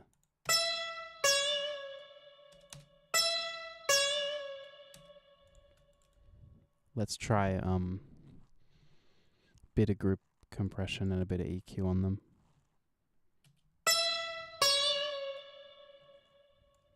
Something about the attack, we might have to track delay. I'm assuming the realistic ones are probably having a bit of a spikier attack.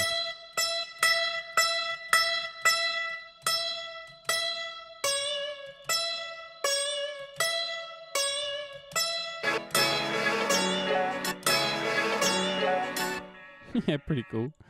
Do we do that in the second half only, maybe? Oh, it overlaps with that. Yeah, that's okay. First half.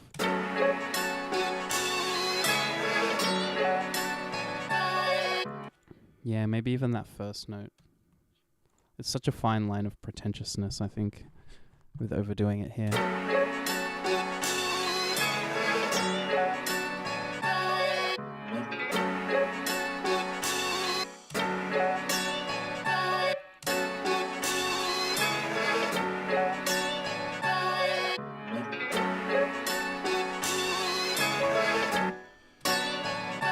Yeah, here. I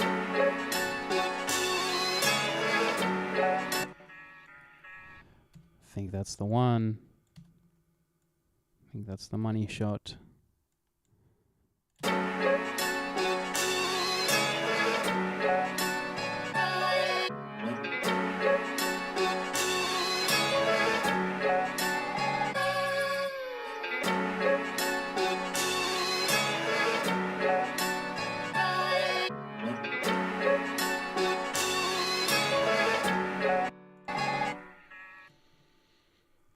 Yep. Sounding nice. A little bit mid-strong in the keys chords.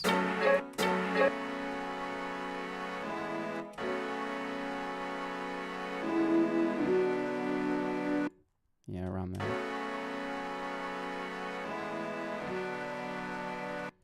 Keys up.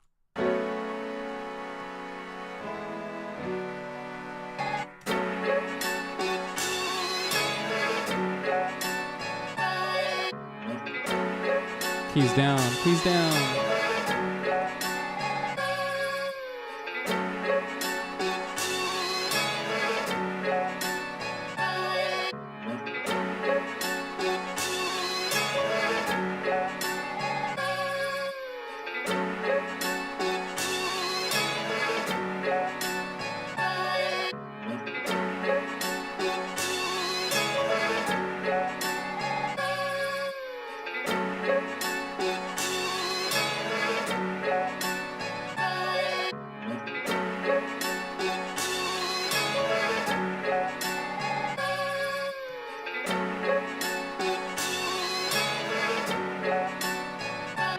The sitar sounds brilliant. That was such a good idea.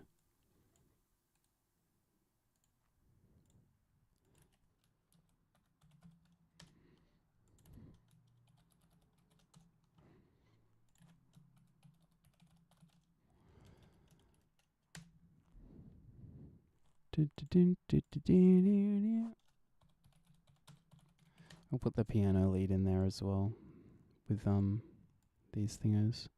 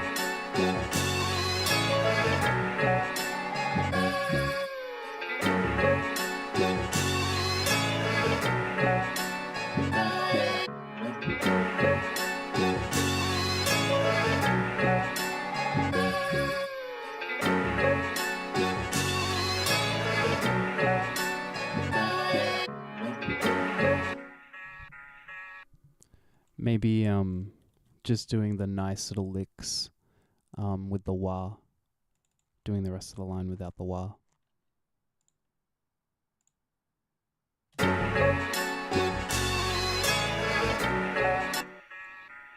Yeah, and we'll do these.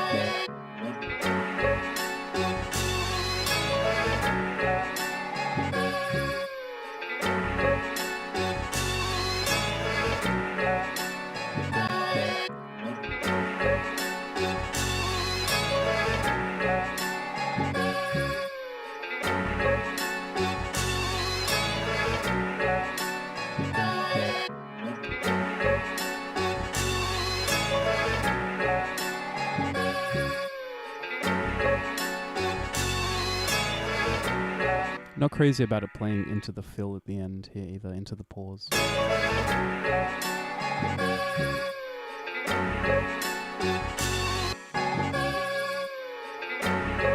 Something like that.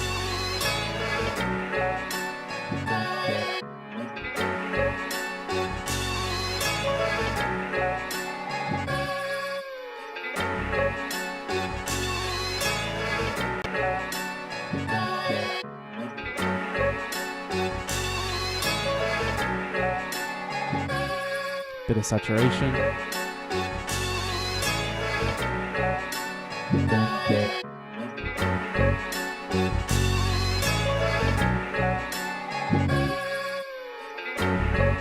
Maybe some RC20.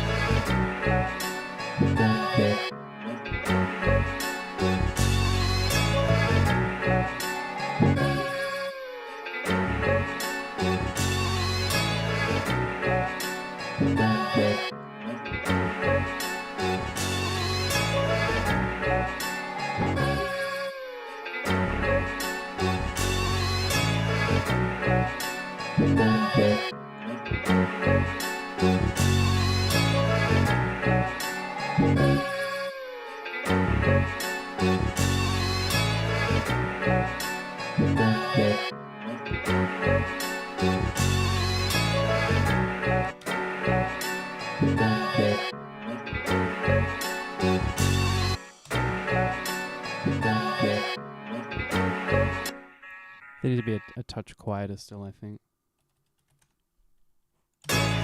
Just the wah fills.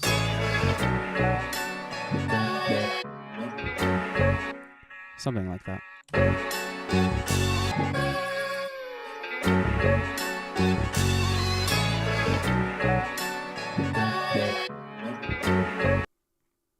The bass sounds nice with the wah. I think the bass should maybe take a bit of a back seat.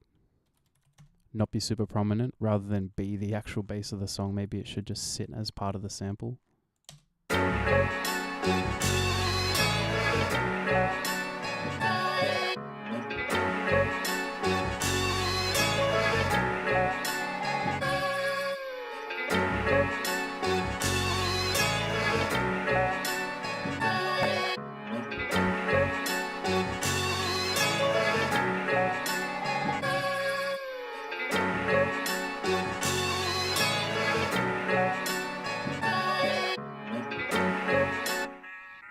We've also got to pause the original bass sample a couple times here. I think it's just those.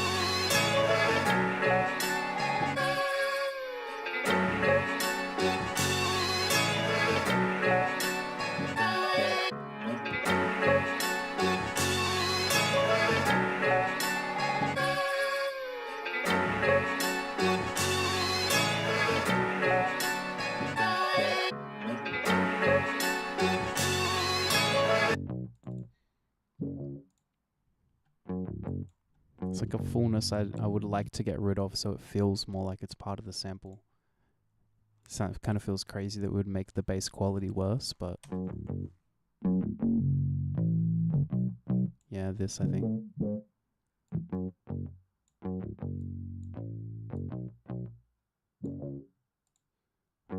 Bit of highs going as well, I think.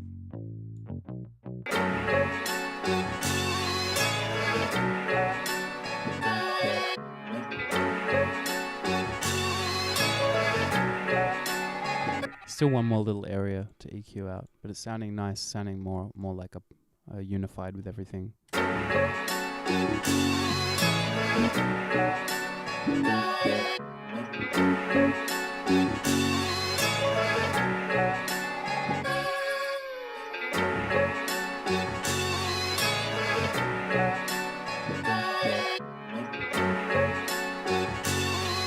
Yeah. That's where we want to be.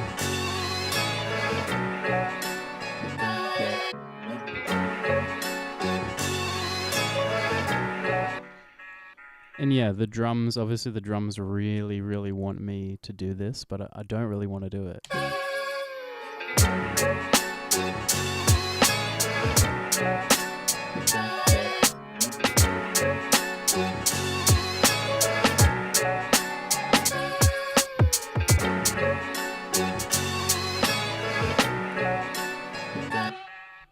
yeah, I mean, it works. It works, but it feels obvious.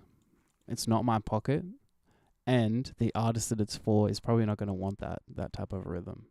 They're probably going to want something either more pop oriented or way more out of the box and creative than that.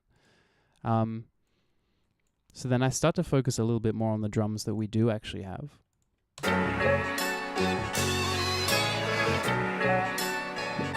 We do have the rim in there.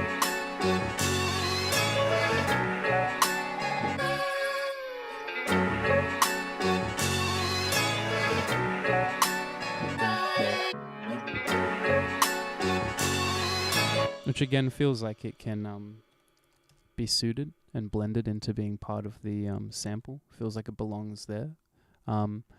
Think maybe there's something that's nice about it not being there though.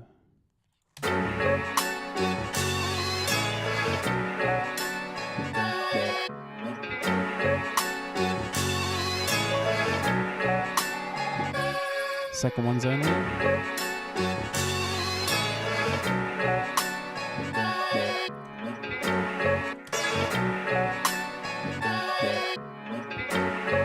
Without them though, it's that tambourine. The tambourine's doing the job. And if you listen to the sample, ding, ready? Ting. It's this one. We got no choice. There's already a tambourine in there. So we got this tambourine doing the backbeat. Ding, ding, ding, and then missing the fourth bar there.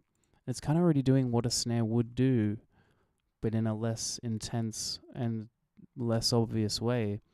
So we kind of already solved the problem, you know what I mean? It's kind of what we want, is to tick those boxes. But we've got the toms here if we're looking around for a little bit more depth.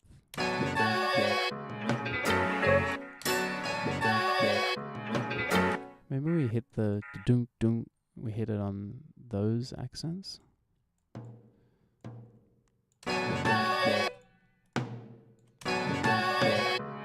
Yeah, that could be nice. Feels like it's meant to be.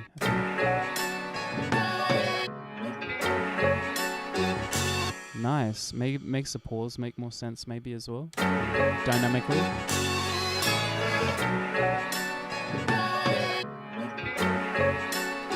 Yes. Just the two. Are we pushing our luck here?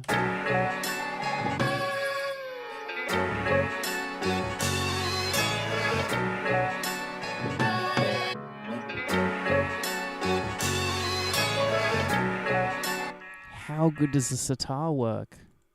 Jeeves, you genius.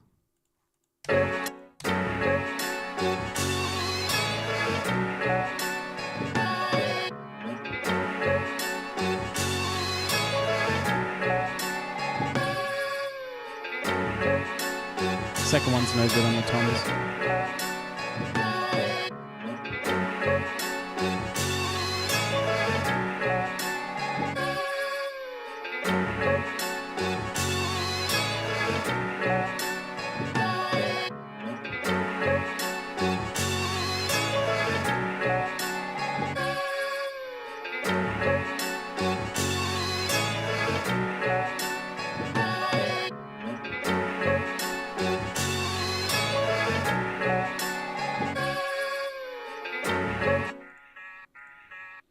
A little banjo-y thing. I think it's too much on the second one. Pitching it up's kind of sending it into a weird texture. Let's be louder.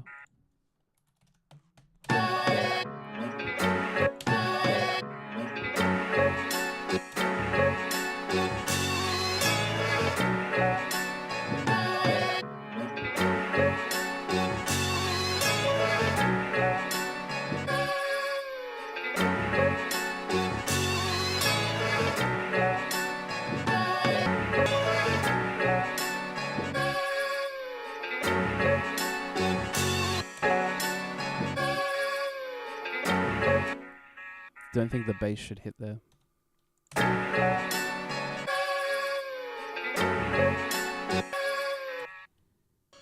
This little vocal stab sounds nice here. Doesn't sound nice in a second.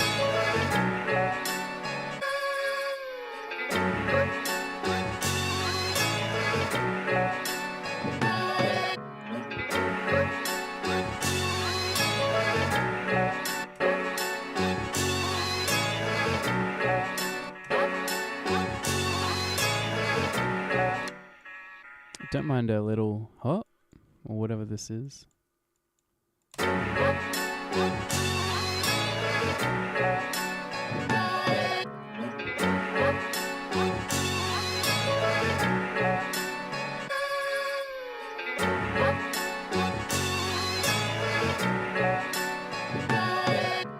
Less lows.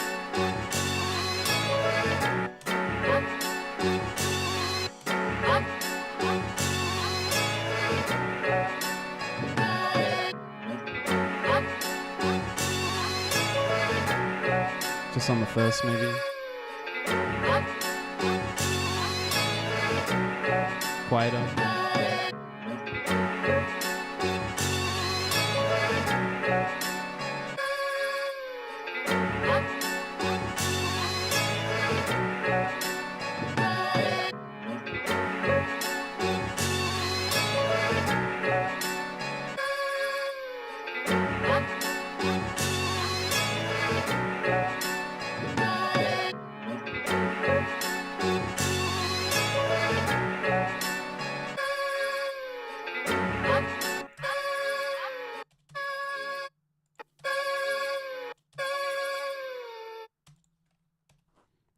Doesn't need to be there, I don't think.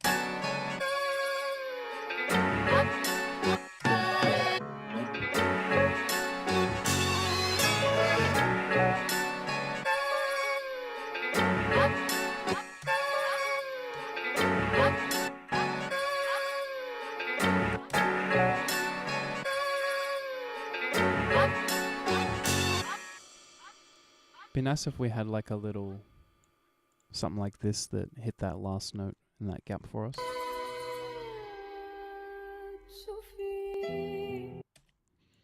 Yeah, I want the guitar. I want the guitar to do what she just did.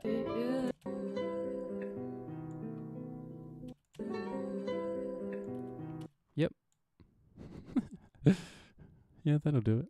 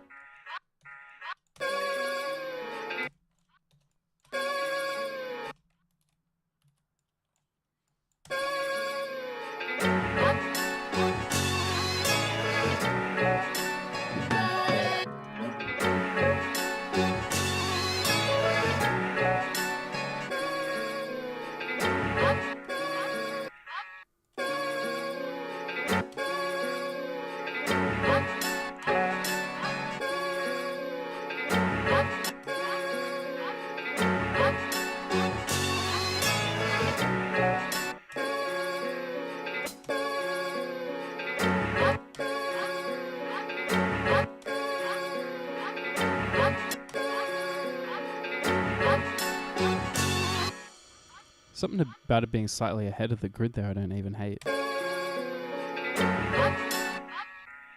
Maybe by a slightly lesser extent. Yeah, something like that.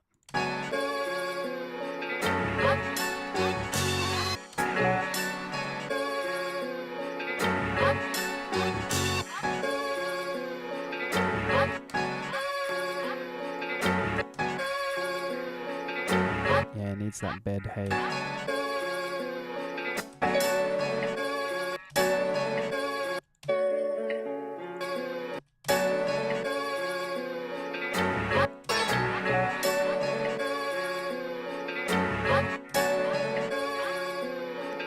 Yeah.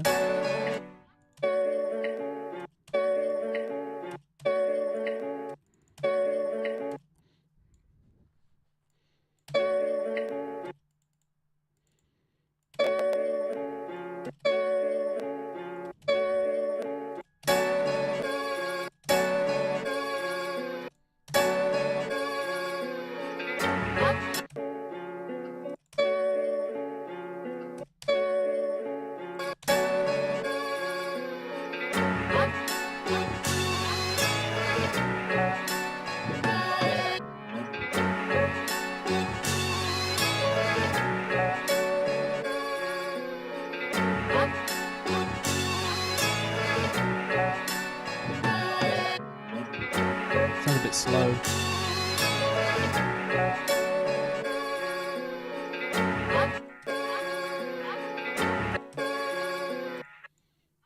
Yeah, we gotta lock it in.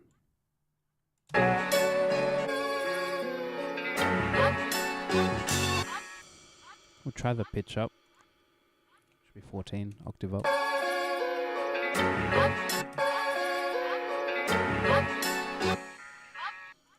Sounds interesting.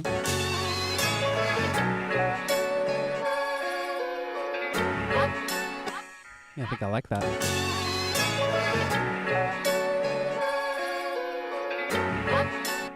Maybe even rid of this.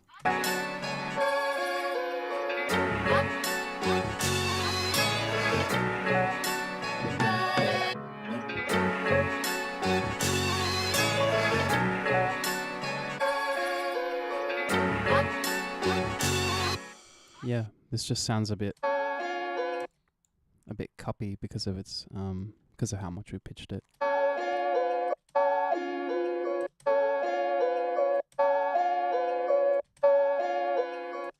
That's it. That's the area. Take a bit of low out.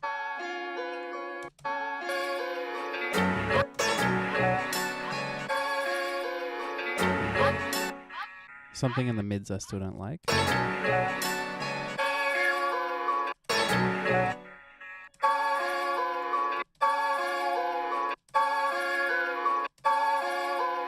think it's that.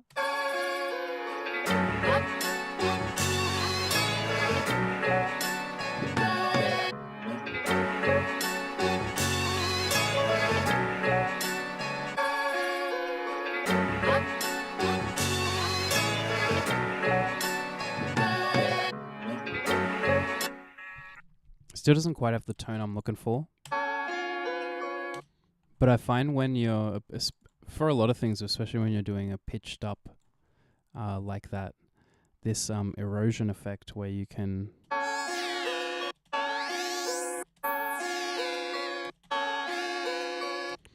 It's kind of similar texturally to a bit crush, but it gives you a sine value so you can change the frequency of how it resonates.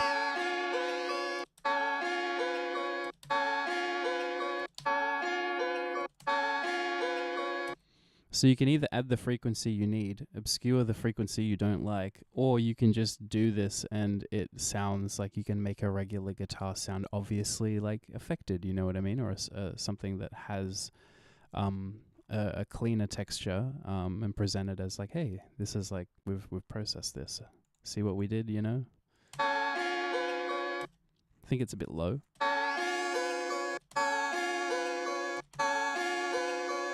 That's a bit loud, but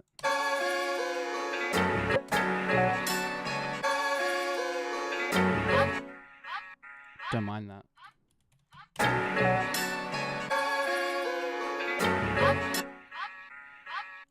It's not perfect, but it is much nicer. I think it would probably in the long run probably a better idea to replay that MIDI it, sample it from something else. But that's okay for now. We had nothing there just a minute ago, and we were feeling a bit lost on this fill. But I think the bass pulling, everything pulling out, and those two is nice.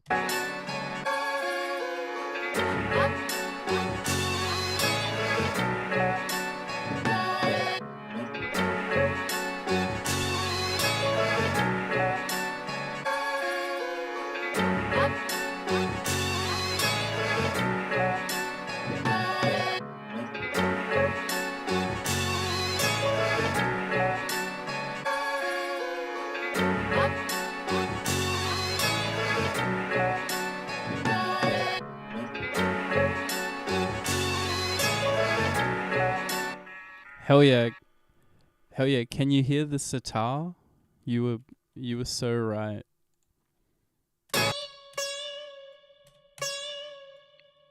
It was like multiple notes before. And it was like down. I was like doing a higher note before. It was in a different position. We tried a few things, and just hitting that one note, it sounds like a proper soul sample or something, or a bolly sample.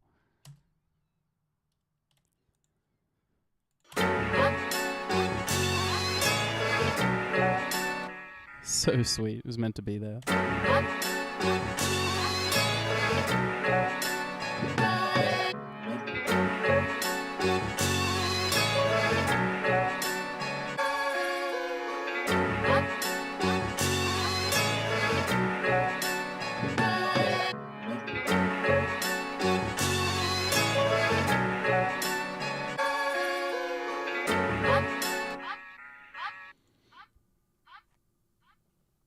It definitely works. It fits so well. It was like it was meant to be there. I could definitely hear it in my head, but I didn't think it would be so perfect. But yeah, I think like that's the mindset I'm in when I'm trying to make a loop like this, is I'm thinking of like what's the best sample I could find. I'm trying to make that, like a minimal drums, some accents, a couple of chords, not just a single chord pattern, a bit of vocals and things that aren't, too powerful. Yeah, trying to do all that. And yeah, it reminds me like, some of those 70s soul records would just have a random sitar for like 3 seconds at the start, or like in the bridge or whatever. So yeah, we probably know songs like that we couldn't even name offhand. So when we hear that, it just makes sense,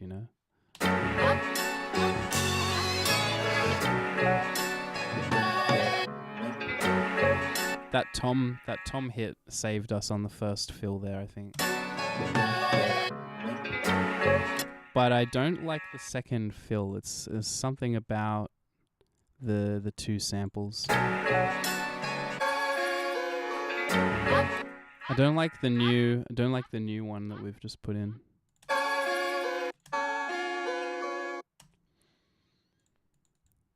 And I don't think it's the erosion.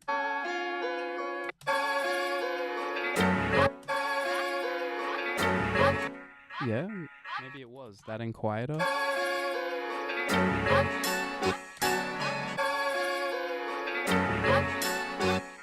That sounds okay.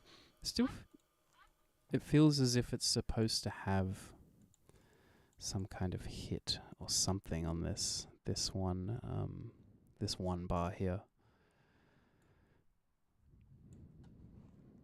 I really can't Oh, she takes forever to start singing.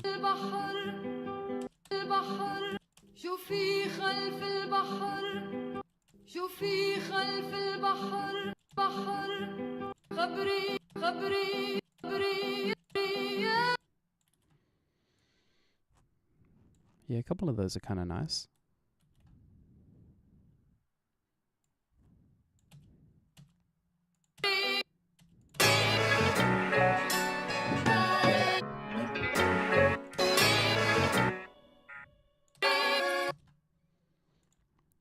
We pitched everything up too.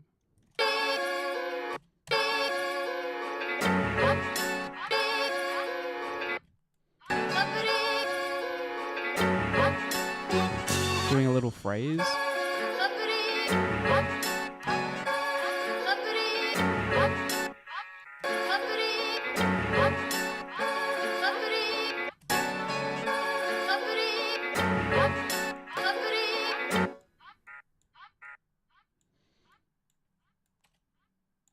It's getting loud.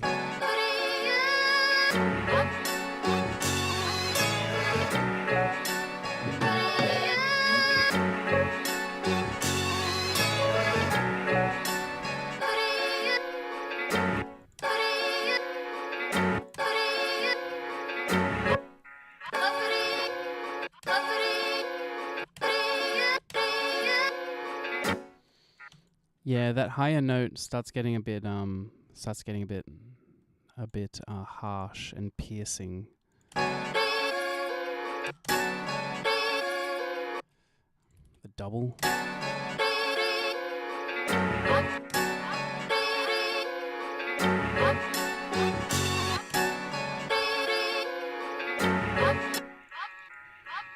We definitely could really crop any old random sample and, start throwing things into this. But we pretty much have, other than a couple of pianos, we pretty much have only ever used stuff that was in the sample to find all our solutions. So I like the idea of, sticking to that.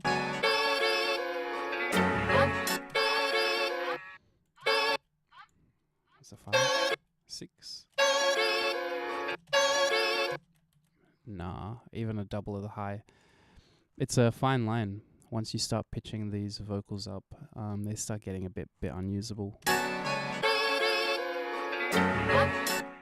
These bit down, quieter.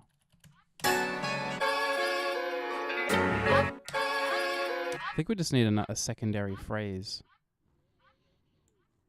Where did we get that one from? I think it was here.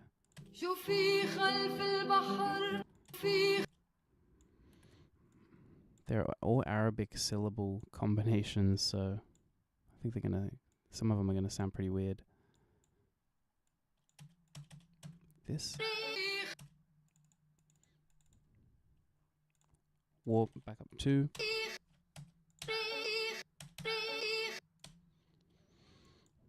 Same but different.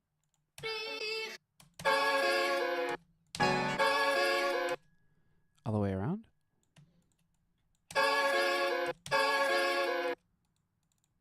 Have to stretch this one maybe.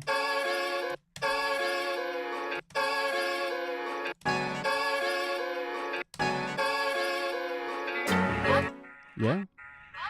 Maybe.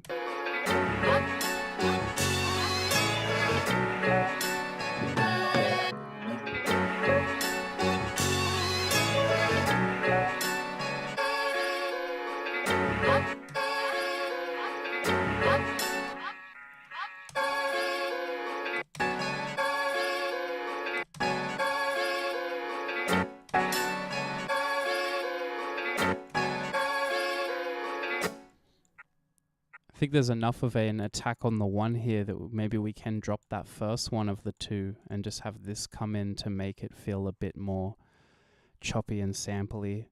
My thoughts maybe was that it just kind of felt like, obviously we've got this, not really counting that. It's just this and this new one, which are both not incredibly strong quality cuts from the sample, and they're both kind of we're chopping and changing far quicker usually throughout this phrase than we are holding these two at the end here. So I think having this little one stab in here for a moment kind of steers the ship where we need to go. A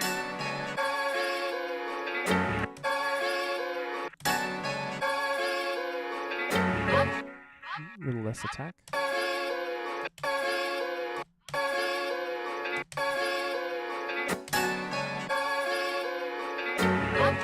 Yeah.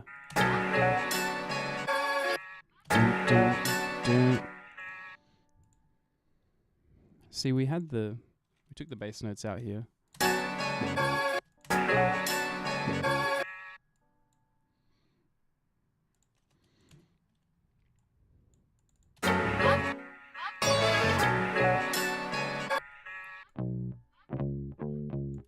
Maybe follow the sample line there.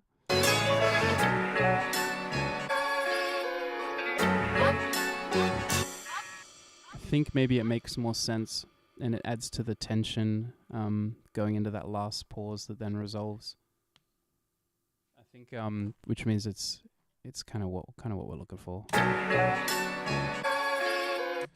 Do we hit that one just on the wah?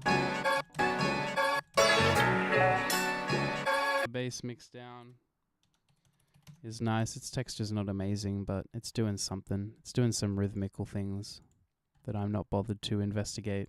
Just allow it.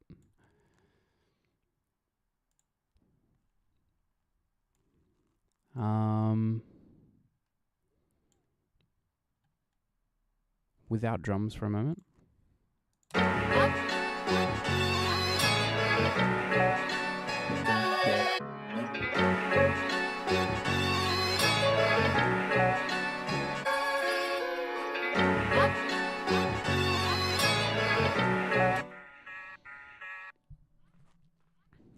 I'm going to put a Glock in there.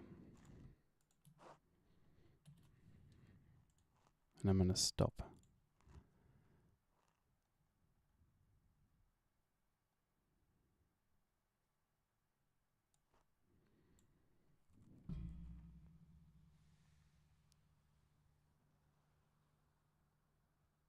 I could definitely hear the organ, but I was riffing around with some Rhodes and things before, and I was just getting too funky with it.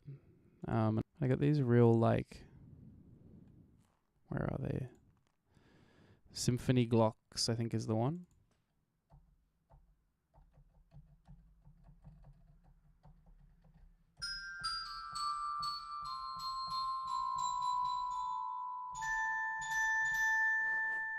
Yeah, that's the shit right there. I think just similar to the sitar, maybe doing a call to the sitar being the response, just a single note, little accent.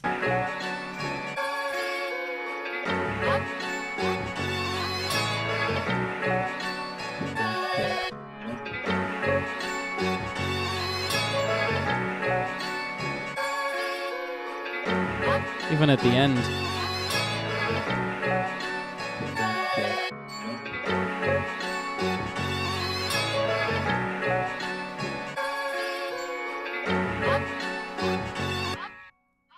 Not sure if it makes more sense to do it halfway through the pause or at the start of the pause.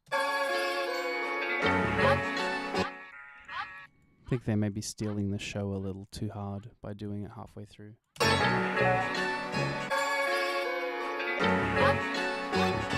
Yeah.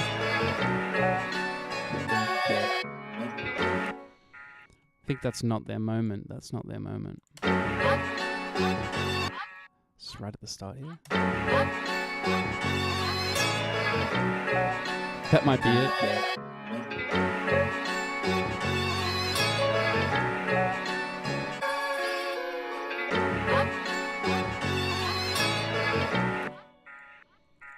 How's the velocity? Yeah, pretty happy with that.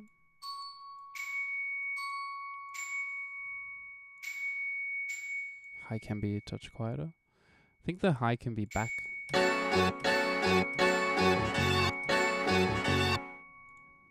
Could be back a touch more maybe, but I think that's probably going to be the grooviest in the pocket point.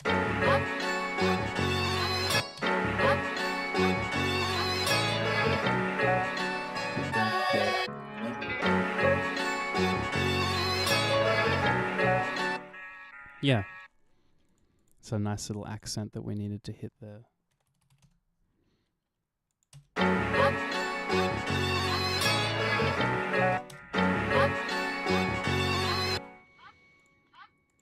Again, feels like part of the sample. While we've got Loop Cloud running though, do we have a harmonium?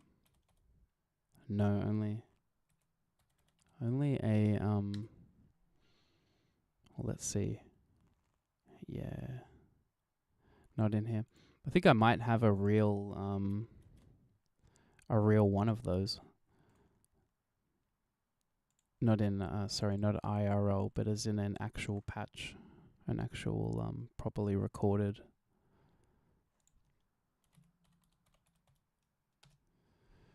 Yeah, I got two apparently.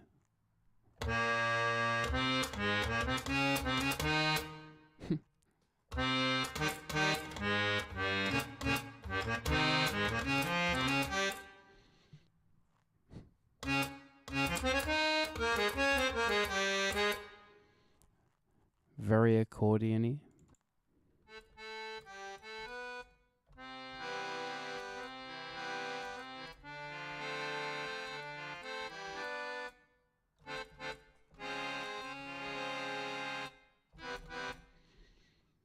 This one feels a bit more robotic, a bit more like it's coming from a patch. Do I have the choice to turn the click?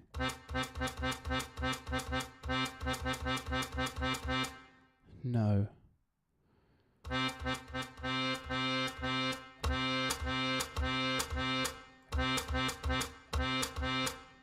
No, that seems to have no bearing on anything.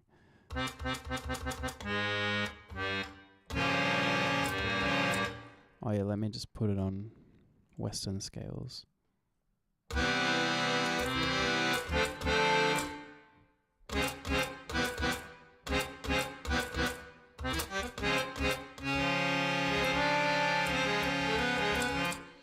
That sound in itself is very Neptunes, like we were saying before.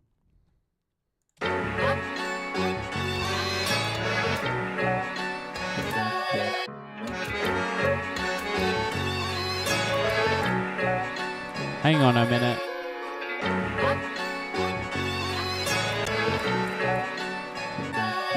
Eighths?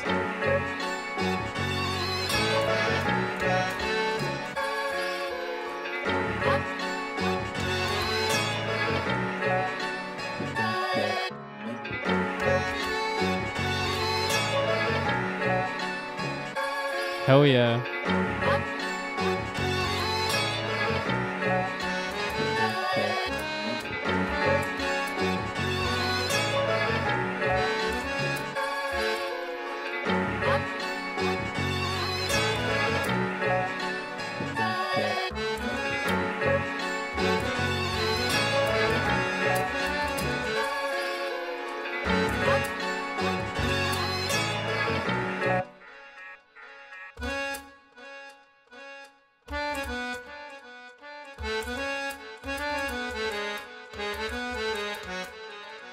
It's the harmonium, which is, you know, and or insert melodian, you know, either or. It's very Damon Albarn. It's very Gorillaz Demon Days.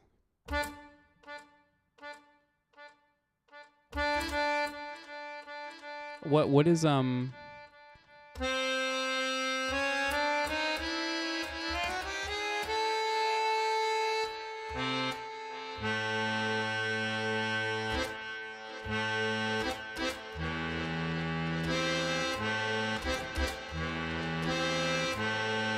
There we go.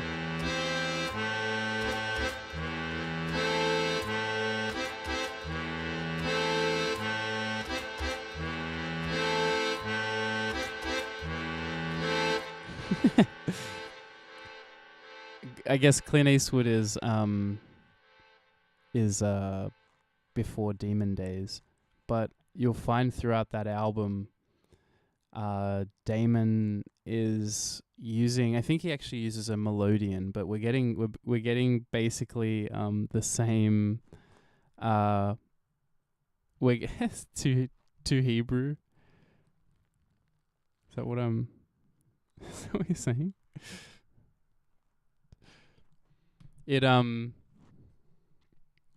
You get throughout that Demon Days album, he does little licks that's just 1 or 2 note licks with the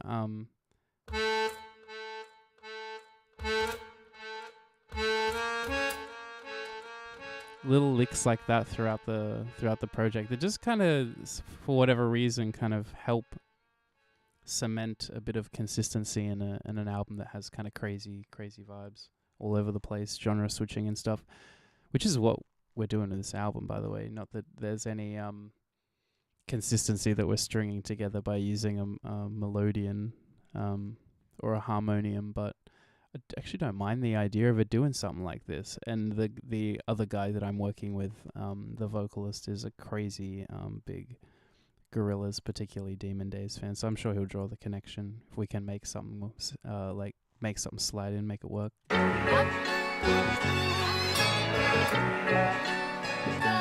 Yeah, like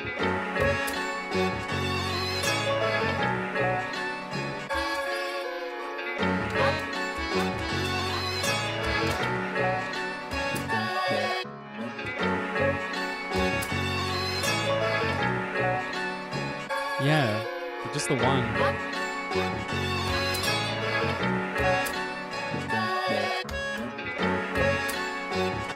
Do we pull up?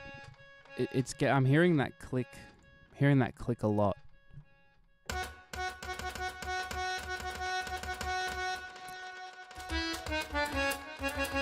We'll try the melodian out?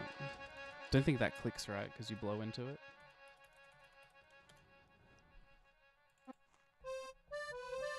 Oh, it's terrible. A terrible tone in comparison.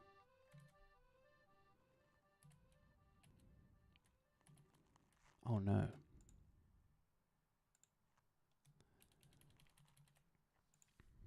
That's okay.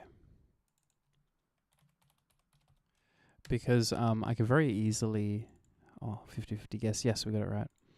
I can very easily fix that later, but it would have been nice if I didn't have to deal with that now.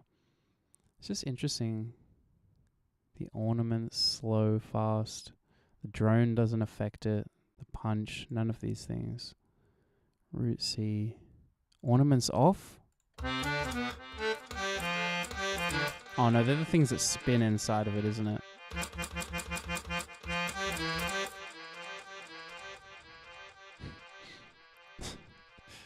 Anyway, pretend it's not clicking for now.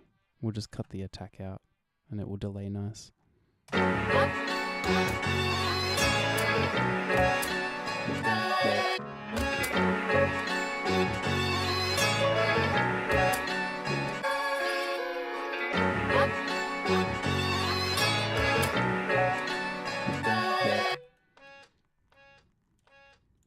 We'll dial him in.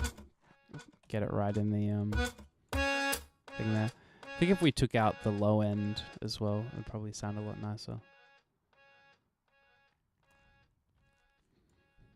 A drinking game, if you want to die, is drink every time I say take the low end out of a sample.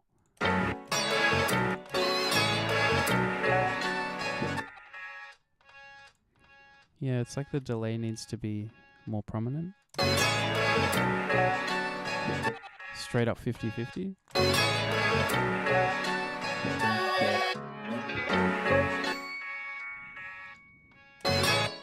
Yeah, let's really do this. 55 in, print to audio. Oh yeah, take that delay off.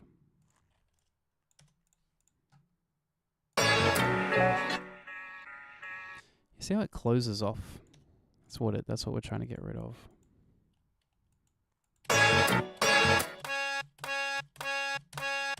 Yeah. So we want 2 of those. And then we want the delay. The one thing we didn't print across. So we might want to change that still anyway.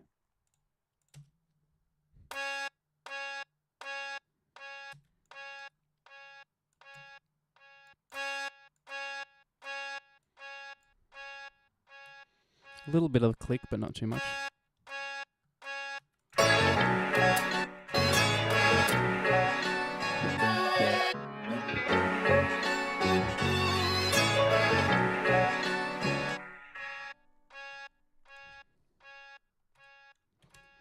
Less prominent delay, but louder overall, I think is it. It's kind of getting a little lost in underneath things. I know we're going to hit a certain volume point where it's just going to become so loud, but that's okay. We'll find that, and then we'll come down from there.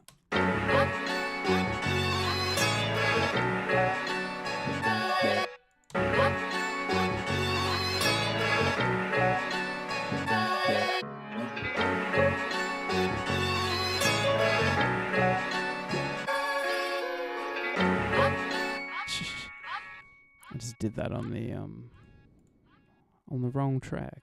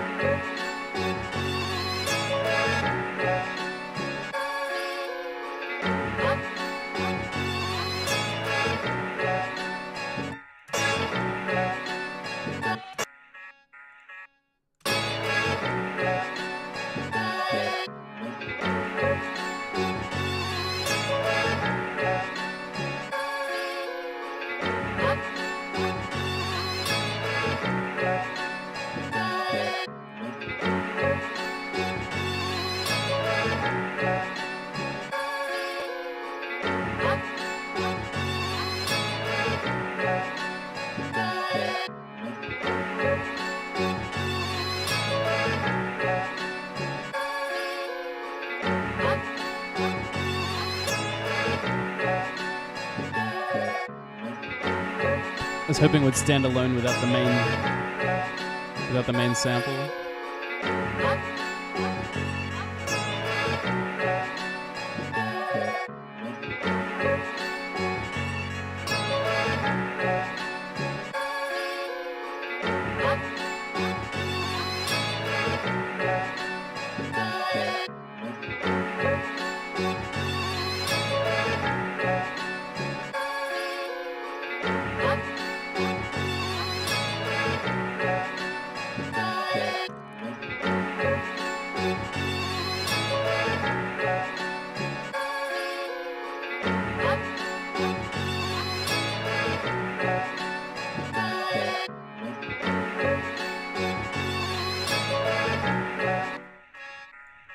Sounded pretty sweet. Melodian, we can delete that. We know how to get that back again. Yeah, like maybe some... Oh yeah, we didn't even have the drums on.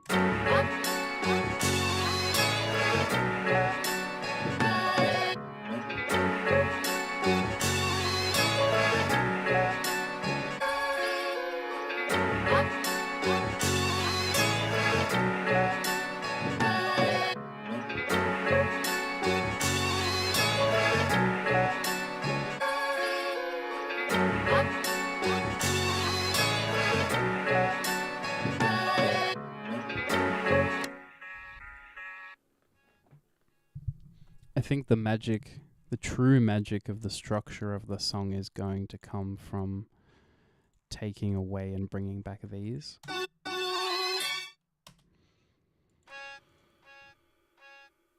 When it starts and sounds amazing without those, and then it develops to bring those in, like either halfway through a verse or in the chorus, it's gonna be deadly. It's gonna be really, really nice. But when we turn them off, I mean, it sounded a lot better than I thought, but there's a couple of points where the sample, I think it's here and here, where the sample was really doing a lot of work and there's not a lot else stacked with it, and it sounds a bit bare for a moment when that sample's off, if we were, trying to do a verse or something with it off. Sounds better with the drums, but yeah, it's on the 3. 2.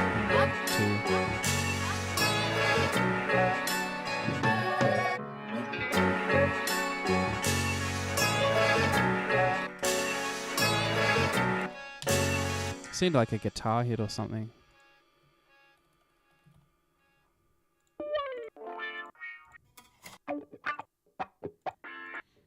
Oh, here were these. I was looking for those before.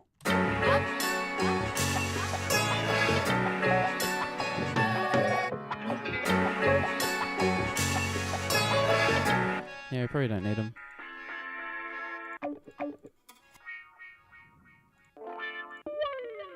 Yeah, I don't know if it's... I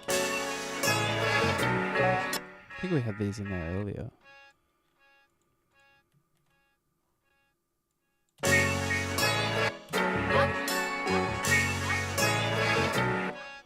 Yeah, they're not bad.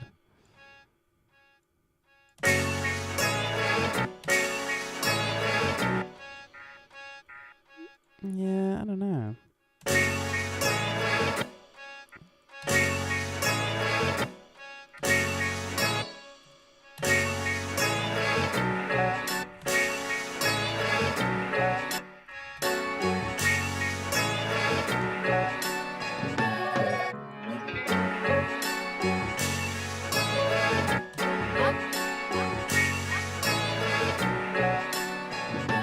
It does the job, but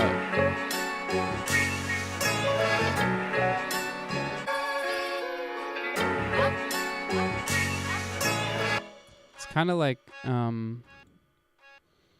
don't know. It feels like it's from a different universe.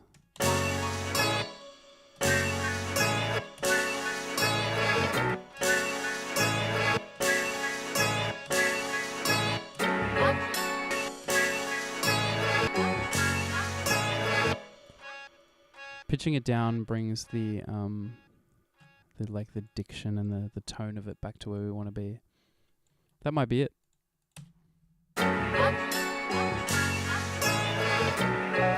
Still feels like it's kind of out of time.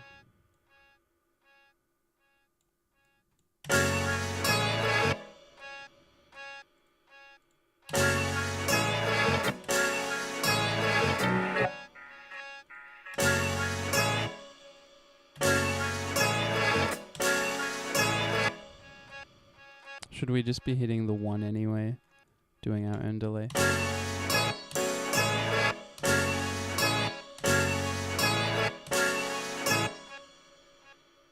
Let's find out.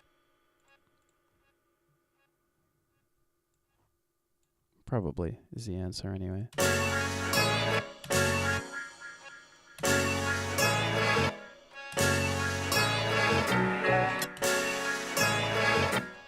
Yeah.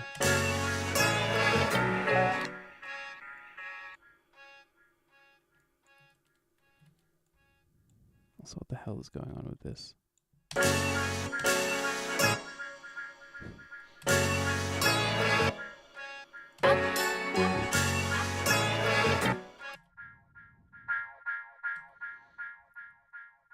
So it's definitely not doing the right note, but amongst everything, it sounds okay. Maybe I'm just going insane slowly. Maybe my ear fatigue is setting in. It is almost 11 p.m. here.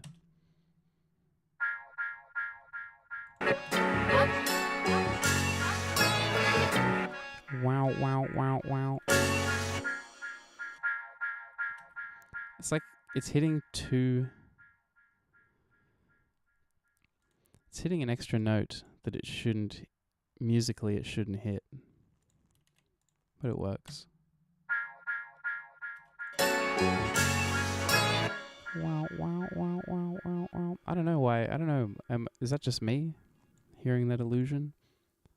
Like out of key. And then in key.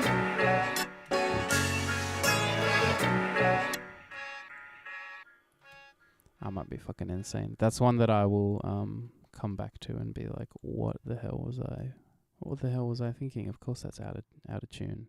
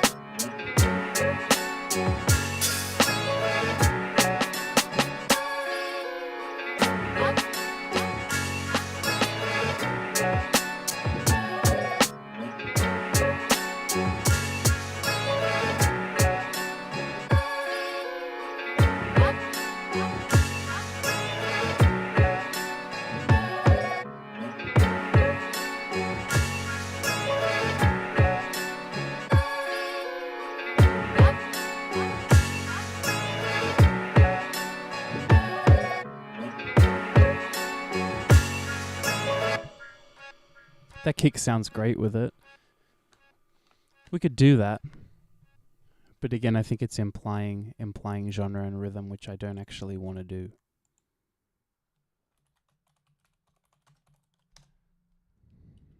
I want to leave that to interpretation. So yeah, it sounds pretty sweet. Maybe we leave it at that. Should I try varying to 2 sections? Is that what we're missing? Oh, actually, yeah, what I was thinking is that some kind of little very basic nylon pattern, so that when these main chops drop out, that there's still like a cohesion and a momentum.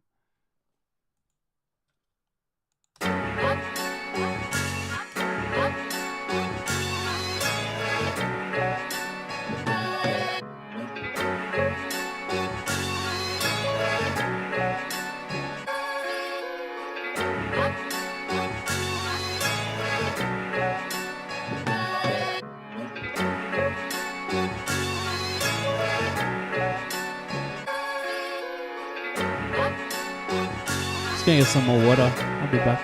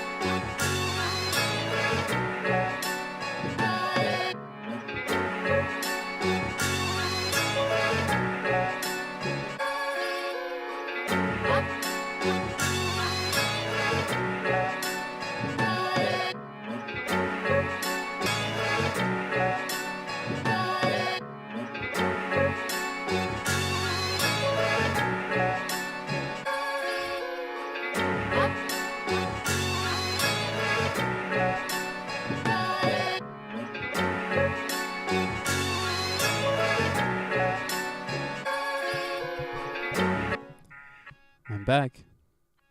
I think I might just put all of this melodic stuff, everything bar the drums, in its own group.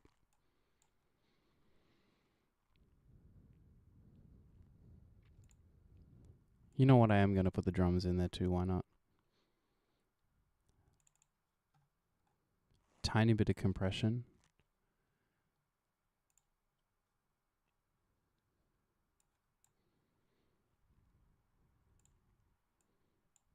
Set the ceiling on the limiter, and yeah, we'll do a bit of EQ work, just a tiny bit, kind of reduce the expansiveness of everything. Kind of focus on the mids. Make a bit of room for some vocals.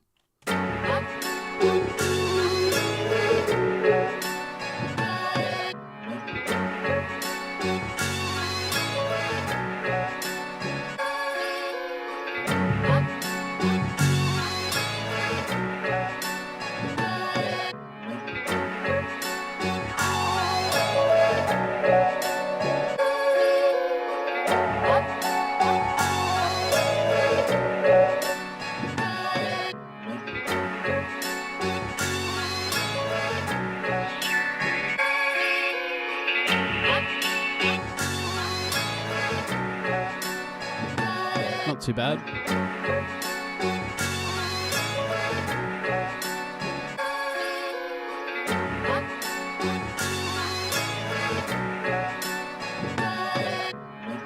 I think the tom accent can come up. I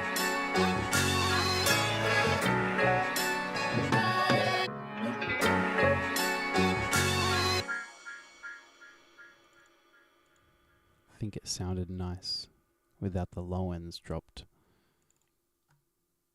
Might have to counter that a little bit.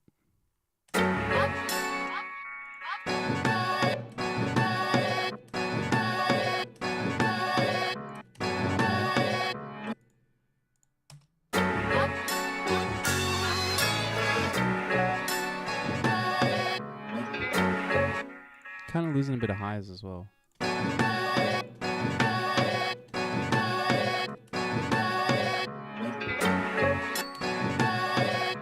Yeah, and now maybe it's a little loud again.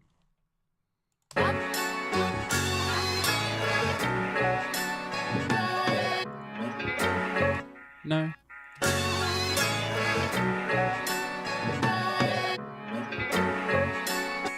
Yeah, that's it.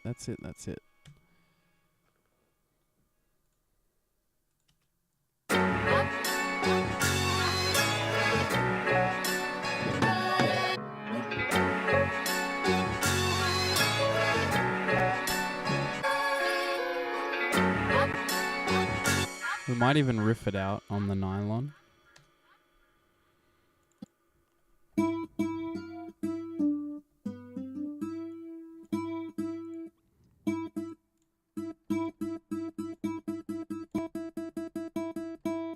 It's weird that it has such a heavy chorus on it by default. Give it a little bit of vibrato, why not?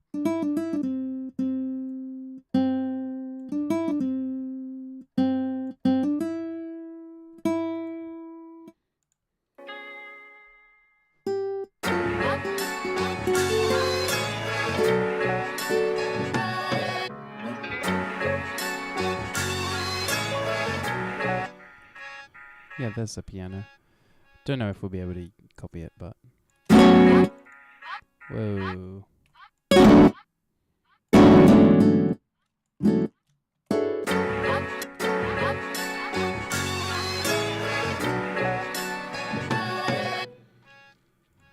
Yeah, let's see without this main sample.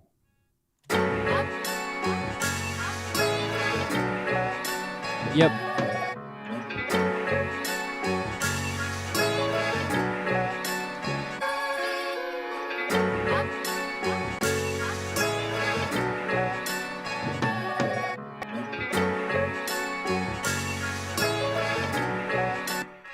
Yeah, that's exactly what we were looking for.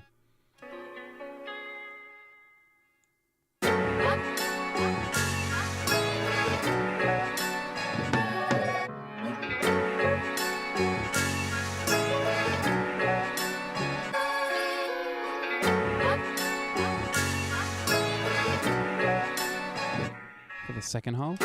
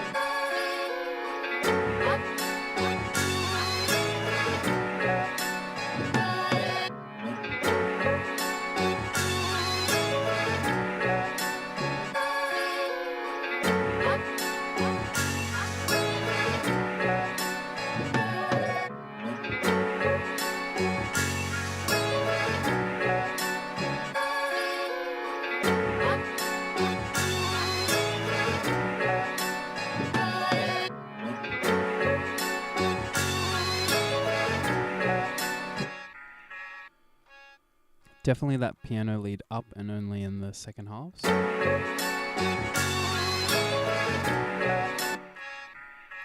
Maybe not that much up.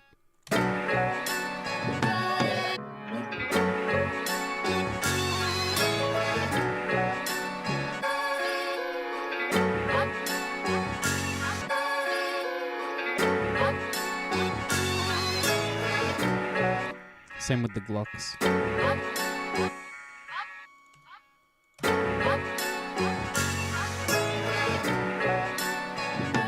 Yes.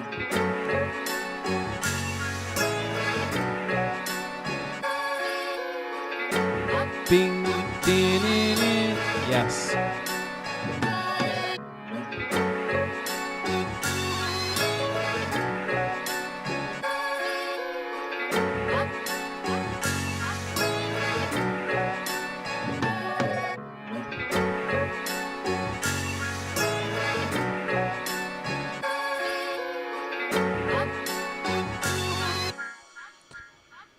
Is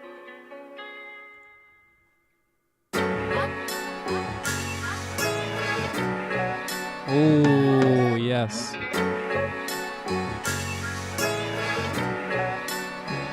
Clavs in. They're pretty quiet now, actually.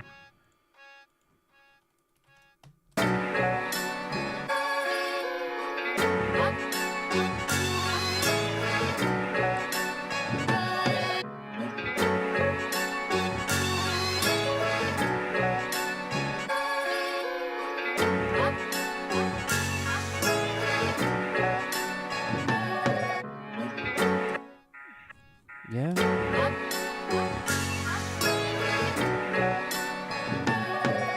Nah, I think they got to stay in the whole time. I think we're on the right track with those.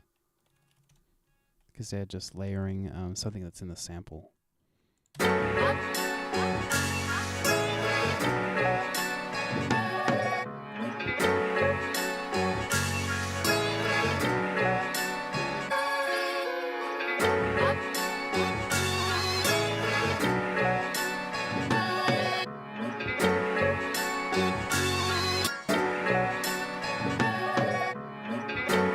Don't know if the mandolin's necessary.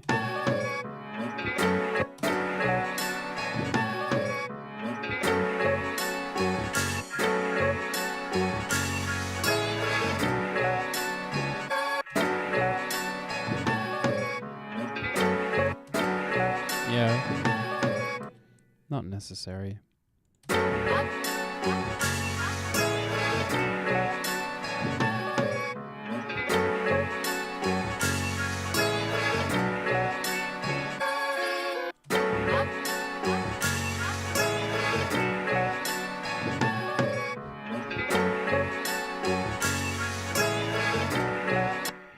Yeah, I can hear. They're the old ones. The new ones.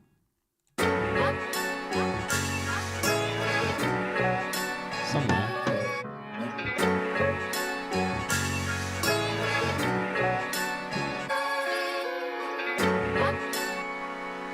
Oh, they're not in there.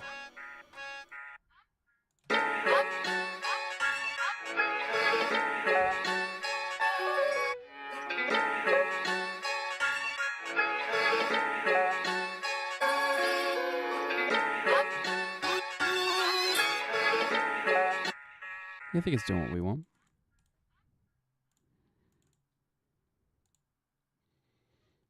No need to stress.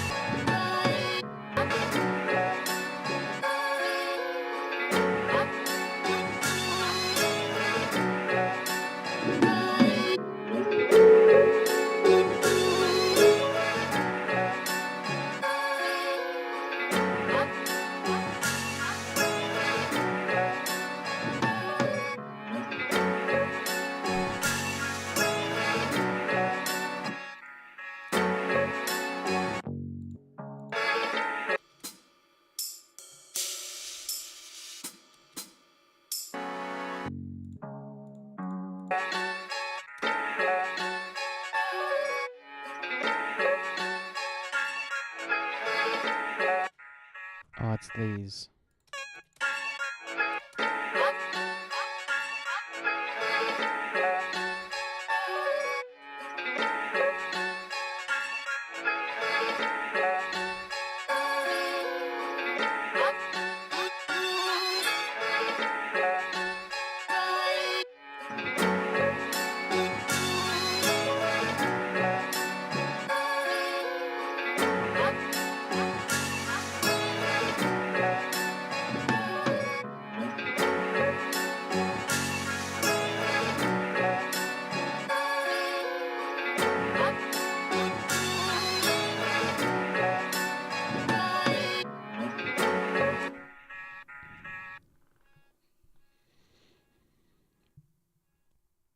I think it's perfect. I think it's as perfect as I'm gonna get it.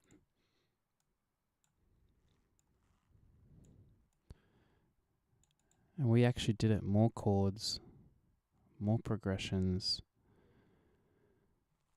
a longer, a 16 development instead of an 8 or a 4.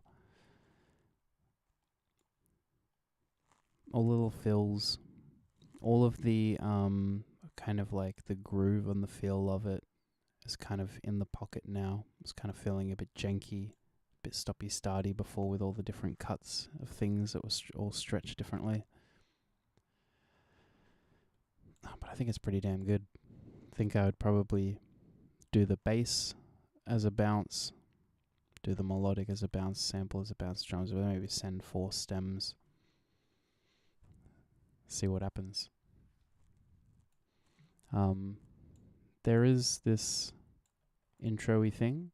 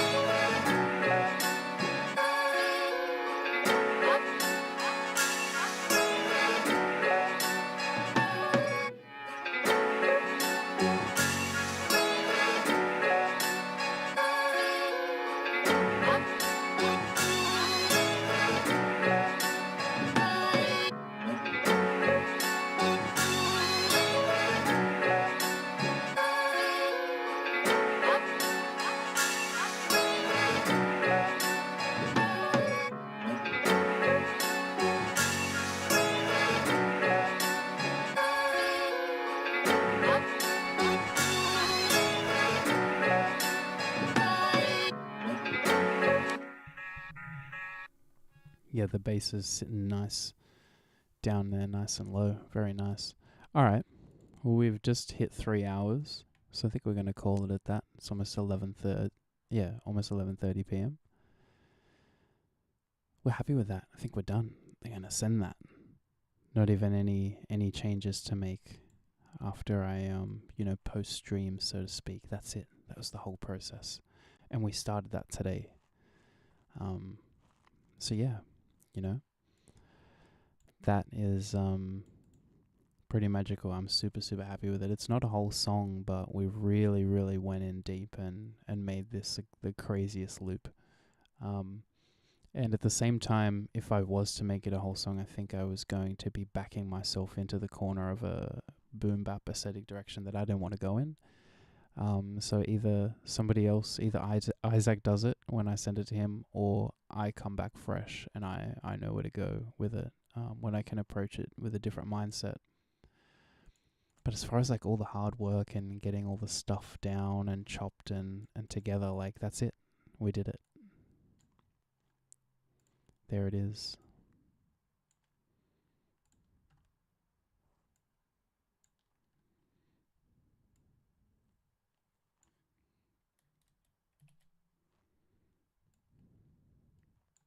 Yeah. So anyway, I'm going to call it. I'll be back soon. I'll probably do a long one in the day tomorrow. because I'll be off work. So yeah, I'll see you again tomorrow. We'll do it. Start something fresh again. See you later.